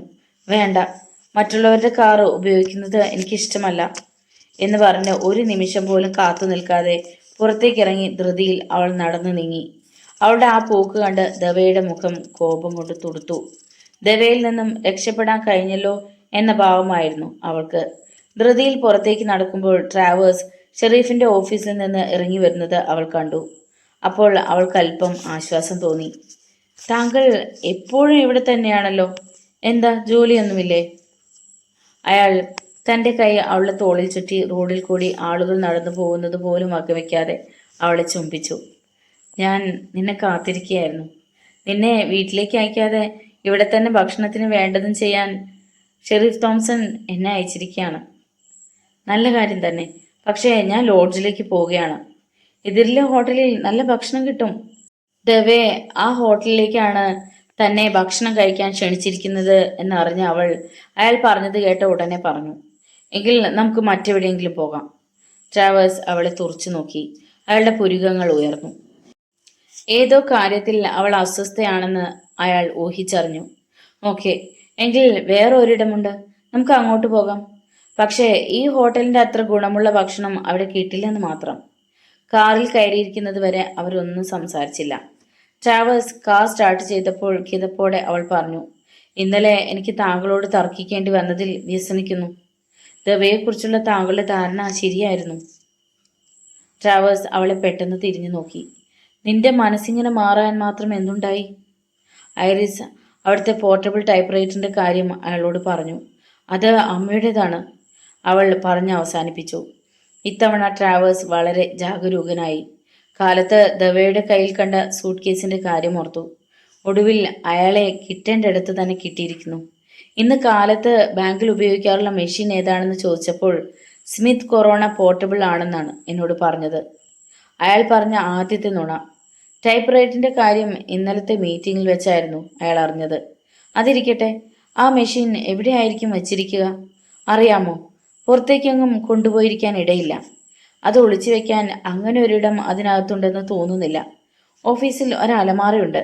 പിന്നെയുള്ളത് പുരുഷന്മാർ ഉപയോഗിക്കുന്ന ടോയ്ലറ്റും വോട്ടുമാണ്. അത് കണ്ടുപിടിക്കാൻ എന്തെങ്കിലും ഉപായം തോന്നുന്നുണ്ടോ? ഒന്നുമില്ല. എന്നെ തനിച്ചാക്കി അയാൾ എങ്ങോട്ടും പോകാറില്ല. വോൾട്ടിന്റെ താക്കോൽ അയാളുടെ കൈവശമാണുള്ളത്. പിന്നെ ഓഫീസിൽ അയാളില്ലാത്ത സമയം ചെല്ലാൻ എനിക്ക് അനുവാദമില്ല. ഒരു വാറന്റോടുകൂടി അതിനകത്ത് ഒരു അന്വേഷണം നടത്തിക്കൂടെ? ആകാം, പക്ഷേ ഇക്കാര്യം പിന്നെ പെട്ടെന്ന് ജെയിംസ് മണത്തറിയും. എന്നെപ്പോലെ തന്നെ ആ സമ്മാനത്തുക നേടാൻ അയാളും ധൃതി വയ്ക്കുകയാണ്. ദവയുടെ നേരെ കൈയൂങ്ങുന്നതിന് മുമ്പ് അയാളുടെ മേൽ ഇതിനേക്കാൾ ഗൗരവമേറിയ മറ്റു വല്ല കേസും എനിക്ക് കിട്ടണം. ഒരു നിമിഷം അയാൾ ഓർത്തു. നോക്കൂ, ബാങ്കിൽ നിന്ന് അയച്ച എഴുത്തുകളിൽ നിന്ന് ഒരു എഴുത്തിന്റെ കാർബൺ കോപ്പി എനിക്ക് കൊണ്ടുവന്ന് തരാമോ? റിമിങ്ടണിൽ ടൈപ്പ് ചെയ്തതാണെന്ന് കാണിക്കേണ്ട എന്തെങ്കിലും തെളിവ് എനിക്ക് അതിൽ നിന്നും കിട്ടാതിരിക്കില്ല. ഞാൻ അന്വേഷിക്കുന്ന മെഷീനിൽ അടിച്ചതാണെങ്കിൽ അത് വെച്ചുകൊണ്ട് ഒരു അന്വേഷണ വാറണ്ട് വാങ്ങാൻ എനിക്ക് പ്രയാസമില്ല. ഐറിസ് ഒരു നെടുവീർപ്പിട്ടു. ഞാൻ അമ്മയെക്കുറിച്ചാണ് ഓർക്കുന്നത്. എനിക്കറിയാം, അവർ വിവാഹം കഴിക്കാൻ പോകുന്നത് ഒരു കള്ളനെയാണെന്ന് നേരത്തെ അവരറിയിക്കുന്നത് അവർക്ക് നല്ലതല്ലേ? ഇന്നല്ലെങ്കിൽ നാളെ അയാൾ അറസ്റ്റ് ചെയ്യപ്പെടുമെന്ന് നിശ്ചയമാണ്. ഒന്ന് മടിച്ച ശേഷം അവൾ ശിരസിളക്കി. Yes, alright. ഇന്ന് ഉച്ചയ്ക്ക് ശേഷം എനിക്ക് അല്പം ഫയലിങ്ങിൻ്റെ ജോലിയുണ്ട്. ആ സമയം ഒരു കാർബൺ കോപ്പി ഞാൻ എടുത്തു വയ്ക്കാം. ഇന്ന് രാത്രി ഞാനത് താങ്കൾക്ക് തരാം. പക്ഷേ അവൾക്ക് അതിന് കഴിഞ്ഞില്ല. കാരണം അവൾ ബാങ്കിൽ നിന്നിറങ്ങി ട്രാവേഴ്സിനോടൊപ്പം കാറിൽ പോകുന്നത് ദവെ കണ്ടിരുന്നു. ബാങ്ക് അടച്ച അയാൾ തൻ്റെ പതിവ് ഹോട്ടലിൽ ചെന്നിരുന്നു. ഭക്ഷണത്തിന് ഓർഡർ കൊടുത്തു. അത് കഴിഞ്ഞ് അയാളുടെ മനസ്സ് തിരക്കേറിയ ചിന്തകളിൽ മുഴുകി. ട്രാവേഴ്സും ഐറിസും സന്ധിച്ച സ്ഥിതിക്ക് തീർച്ചയായും അവരുടെ സംഭാഷണ വിഷയം ടൈപ്പ് റൈറ്റർ ആയിരിക്കും. അത് കേട്ടാൽ ട്രാവേഴ്സ് എന്തു വിചാരിക്കും? അന്വേഷണ വാറണ്ടുമായി ബാങ്കിൽ വന്ന് അന്വേഷണം നടത്തുകയോ, അങ്ങനെ നടത്തിയാൽ തന്നെ അവർക്ക് ടൈപ്പ് റൈറ്റർ കണ്ടെത്താൻ സാധ്യമല്ല. ആധാരങ്ങൾ സൂക്ഷിക്കുന്ന പെട്ടികൾ പരിശോധിക്കാൻ അവർ ഒരിക്കലും മിനക്കെടുകയില്ല. എങ്കിൽ റിമിക്ടർ മെഷീൻ ആയിരുന്നു അവിടെ ഉണ്ടായിരുന്നത് എന്നതിന് എന്ത് തെളിവ് കിട്ടും? അതിന് പിന്നെ മതിയായ തെളിവ് നൽകുന്നത് ബാങ്കിൽ നിന്ന് അയച്ച കത്തുകളുടെ കാർബൺ കോപ്പിയാണ്. അതെങ്ങാനും അവർ പരിശോധിക്കാൻ ഇടയായാൽ പിന്നെ അയാളുടെ സ്ഥിതി അപകടത്തിലായത് തന്നെ. അയാളുടെ മുമ്പിൽ ഭക്ഷണം കൊണ്ടുവയ്ക്കപ്പെട്ടു. യാന്ത്രികമായി അയാൾ അത് ഭക്ഷിച്ചു തുടങ്ങി. അന്വേഷണ വാറണ്ട് എന്തിന്? ഐറിസ് തന്നോടൊപ്പം ജോലിയെടുക്കുകയല്ലേ. അവളോട് പറഞ്ഞ് ഒരു കാർബൺ കോപ്പി വരുത്തി കിട്ടിയാലും പോരെ. എങ്കിൽ അവളെ ശ്രദ്ധിക്കണം. അത് കിട്ടാതിരുന്നാൽ പിന്നെ എന്തുണ്ടാകും? അയാൾ വേഗം ഭക്ഷണം കഴിച്ച് ബാങ്കിലേക്ക് മടങ്ങി. കാർബൺ കോപ്പികൾ ഫയൽ ചെയ്തു വെച്ചിരുന്ന ഫയലിംഗ് ക്യാബിനറ്റ് പൂട്ടി ഓഫീസിൽ ചെന്നിരുന്നു. ഓഡിറ്റർമാരോടൊപ്പം തന്നെ ഐറിസും മടങ്ങിയെത്തി. അവളുടെ മുഖത്ത് പ്രക്ഷുബ്ധാവസ്ഥ തളം കെട്ടി നിന്നിരുന്നത് ദവേ ശ്രദ്ധിച്ചു. അവൾ പെട്ടെന്ന് കൈ കഴുകാൻ ഉപയോഗിക്കുന്ന മുറിയിലേക്ക് ചെന്നു. കുറേ മിനിറ്റുകളോളം ദവയ്ക്ക് ഒരു ബാങ്ക് ഇടപാടുകാരനായി ബിസിനസ് കാര്യങ്ങൾ സംസാരിക്കേണ്ടി വന്നു. അതിനിടയിൽ ഐറിസ് അവൾ ടൈപ്പ് ചെയ്തിരുന്ന എഴുത്തുകളുടെ കോപ്പികളുമായി ഫയലിംഗ് ക്യാബിനറ്റിന് അരിയിലേക്ക് ചെല്ലുന്നത് അയാൾ കണ്ടു. ഇടപാടുകാരൻ കൊടുത്ത ചെക്ക് അനുസരിച്ച് പണം കൊടുത്ത ശേഷം അയാളത് എണ്ണുന്നത് നോക്കി ദവെ അവിടെ തന്നെ നിൽക്കുന്നതിനിടയിൽ ഐറിസ് ഫയലിംഗ് ക്യാബിനറ്റ് തുറക്കാൻ ശ്രമിക്കുന്നത് കണ്ടു. അയാൾ വേഗം ഇടപാടുകാരനെ പറഞ്ഞുവിട്ട് ഐറിസ് നിൽക്കുന്നിടത്തേക്ക് ചെന്നു. അയാൾ കൈ നീട്ടി. അവ ഇങ്ങ് തരൂ, ഞാൻ ഫയൽ ചെയ്തു കൊള്ളാം. ആലീസ് എല്ലാം കൂട്ടിക്കുഴച്ച രീതിയിൽ ആക്കി വെച്ചിരിക്കുകയായിരുന്നു. അതൊക്കെ ഒന്ന് ശരിപ്പെടുത്തിയ ശേഷം വേണം ഫയലിംഗ് ജോലി ആരംഭിക്കാൻ. അതിനൊരു പുതിയ രീതി കൈക്കൊള്ളുന്നതായിരിക്കും നല്ലത്. അതെങ്ങനെയാണെന്ന് പിന്നീട് ഞാൻ കാണിച്ചു തരാം. അവൾ കടലാസുകൾ അയാൾക്ക് നൽകി. നിന്റെ മേശപ്പുറത്ത് കുറേ സ്റ്റേറ്റ്മെന്റുകൾ ഞാൻ വെച്ചിട്ടുണ്ട്. അവ രജിസ്റ്റർ ബുക്കിൽ എഴുതേണ്ടതുണ്ട്. അത് ചെയ്യാമോ? പോക്കറ്റിൽ നിന്നും ഫയലിംഗ് ക്യാബിനറ്റിന്റെ താക്കോൽ എടുത്തുകൊണ്ടിരിക്കുന്നതിനിടയിൽ അയാൾ പറഞ്ഞു. അവൾ അയാളെ മുഖമുയർത്തി നോക്കി. ആ നീല കണ്ണുകൾ! ആദ്യത്തെ തവണ തന്നെ ആ കണ്ണുകൾ കണ്ട് അവൾ ഭയന്നതായിരുന്നു. ട്രാവേഴ്സ് പറഞ്ഞത് എത്ര വാസ്തവം! അയാൾ ഓർത്തു. തന്റെ മുന്നിൽ നിൽക്കുന്ന മനുഷ്യൻ ഒരു കള്ളനെന്ന് മാത്രമല്ല, ഒരു കൊലപാതകി കൂടിയാണ്. ആലിസിനെ വധിച്ചത് അയാളാണെന്ന കാര്യം നിനക്കറിയാമെന്ന് അയാൾക്കറിയാവുന്ന രീതിയിലായിരുന്നു ആ നോട്ടം. ഐറിസ് ഓർത്തു. തന്റെ ഇരിപ്പിടത്തിലേക്ക് മടങ്ങുമ്പോൾ ശരീരമാകെ നടുക്കം കൊള്ളുന്നതായി അവൾക്ക് തോന്നി. 4 മണി കഴിഞ്ഞപ്പോൾ ജെയിംസ് ഷെരീഫിന്റെ ഓഫീസ് വിട്ടിറങ്ങി ബാങ്കിലേക്ക് നടന്നു. കാലത്തു മുതൽ ബാങ്ക് കവർച്ചയെക്കുറിച്ച് ആവശ്യമില്ലാത്ത കുറെ വിവരങ്ങൾ ശേഖരിക്കുകയായിരുന്നു അയാൾ.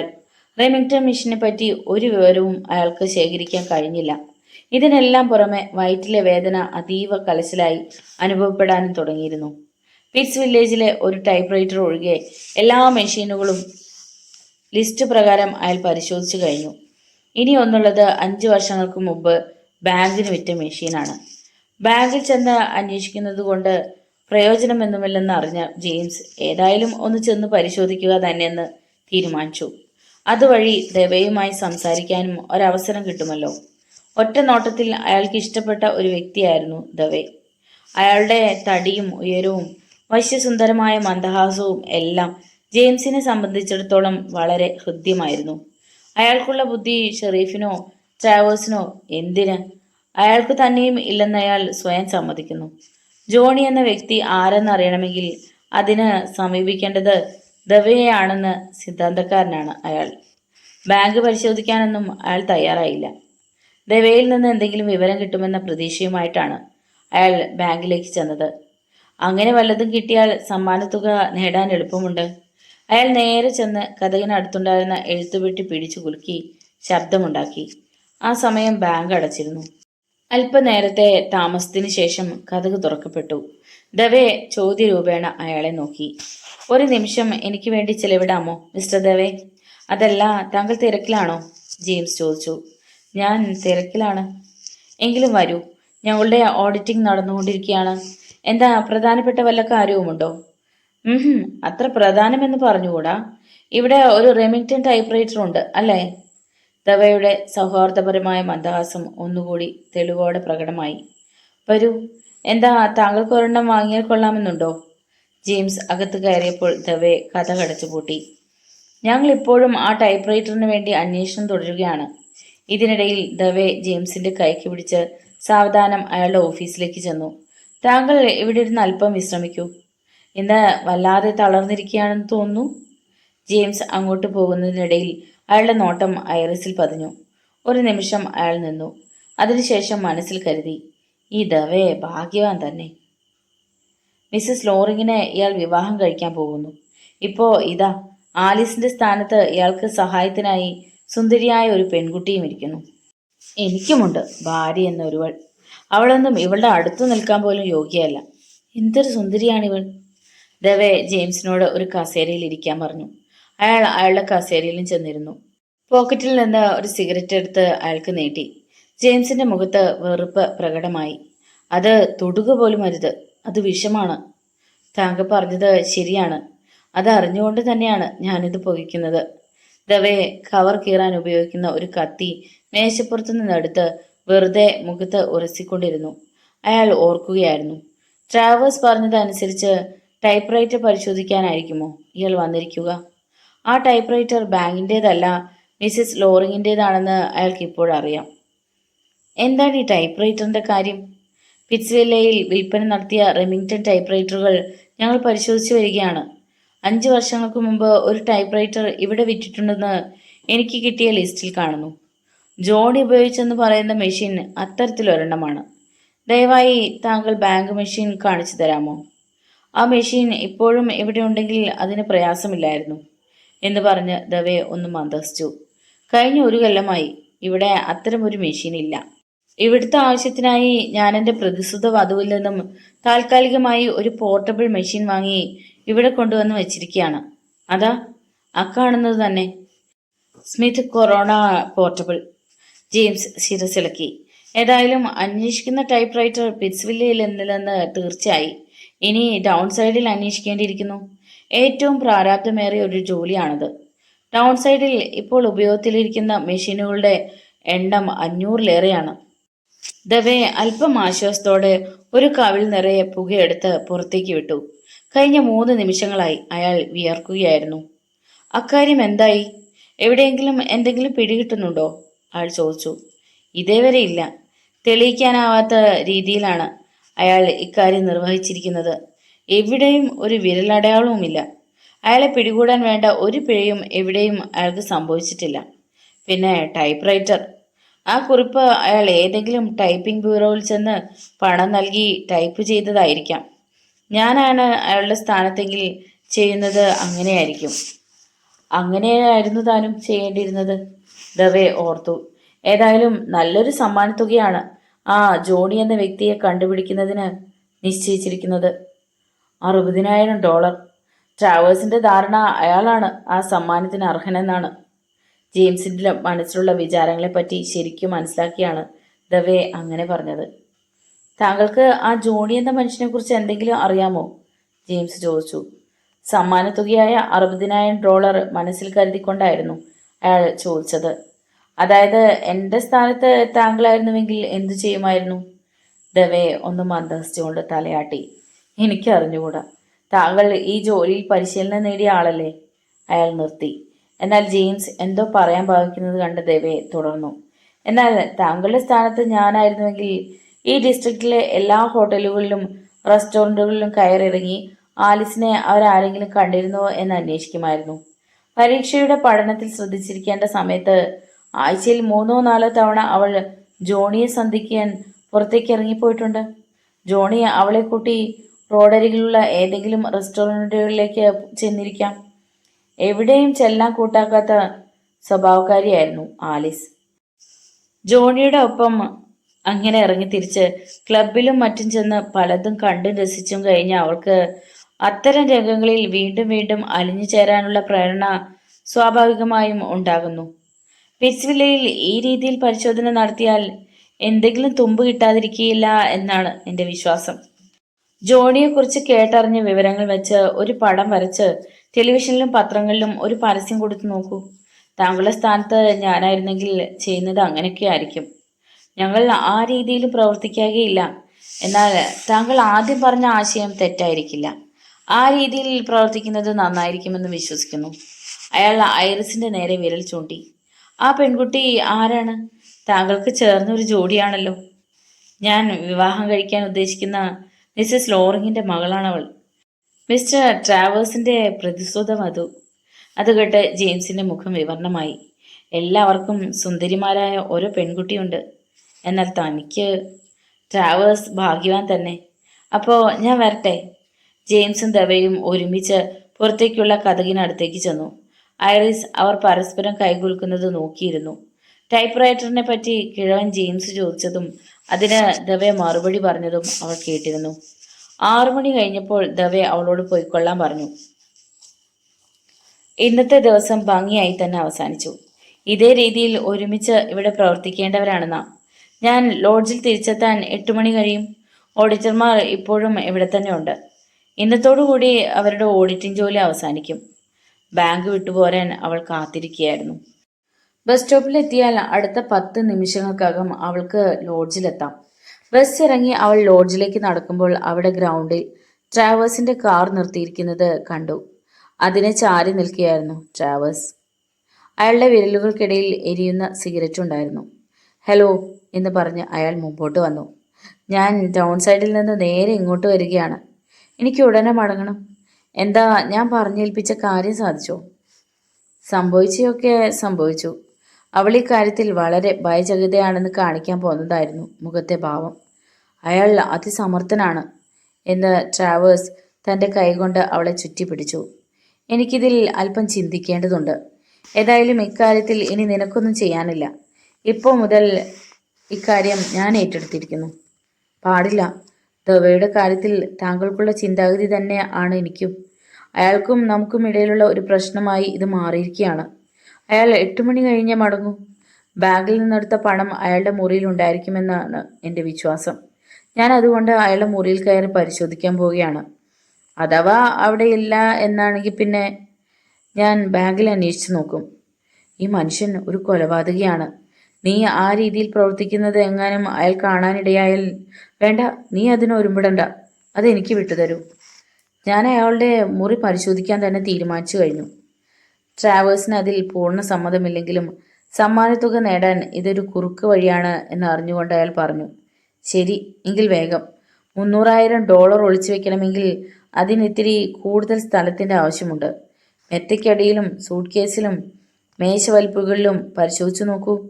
പൂട്ടിക്കിടക്കുന്ന സൂട്ട് കേസാണ് അതിനകത്ത് കാണുന്നതെങ്കിൽ അതെടുത്ത് അതിന് അകത്ത് എന്തുമാത്രം കനമുണ്ടെന്ന് നോക്കൂ. എന്തെങ്കിലും ഉപയോഗമെന്ന് തോന്നുന്നത് കാണുകയാണെങ്കിൽ എന്നെ വിളിക്കുക. പക്ഷേ എന്നെ വിളിക്കുന്നത് ആരും അറിയരുത്. പോകുമ്പോൾ ഒരു പൊടി തുടയ്ക്കുന്ന തുണിയും എടുത്തോളൂ. അവിചാരിതമായി ദവെ വരികയാണെങ്കിൽ വേലക്കാരിക്ക് സമയമില്ലാതിരുന്നതിനാൽ മുറി വൃത്തിയാക്കാൻ വന്നതായിരുന്നു എന്ന് പറഞ്ഞാൽ മതി. ഓക്കെ? അല്പം വിഷമിച്ചാണെങ്കിലും അവൾ തലയാട്ടി സമ്മതിച്ചു. ഓക്കെ. അവർ പരസ്പരം ചുംബിച്ചു. എന്തെങ്കിലും കണ്ടെത്തുകയാണെങ്കിൽ ഞാൻ വിളിക്കാം. വീഡിയോ ഇഷ്ടമായാൽ ഒന്ന് ലൈക്ക് ചെയ്ത്, ഷെയർ ചെയ്ത്, സബ്സ്ക്രൈബ് ചെയ്ത് സപ്പോർട്ട് ചെയ്യുക. നിങ്ങളുടെ വിലയേറിയ അഭിപ്രായങ്ങളും നിർദ്ദേശങ്ങളും കമൻറ്റ് ബോക്സിൽ അറിയിക്കുക. നോവലിൻ്റെ തുടർന്നുള്ള ഭാഗങ്ങളുമായി നാളെ കാണാം. നന്ദി.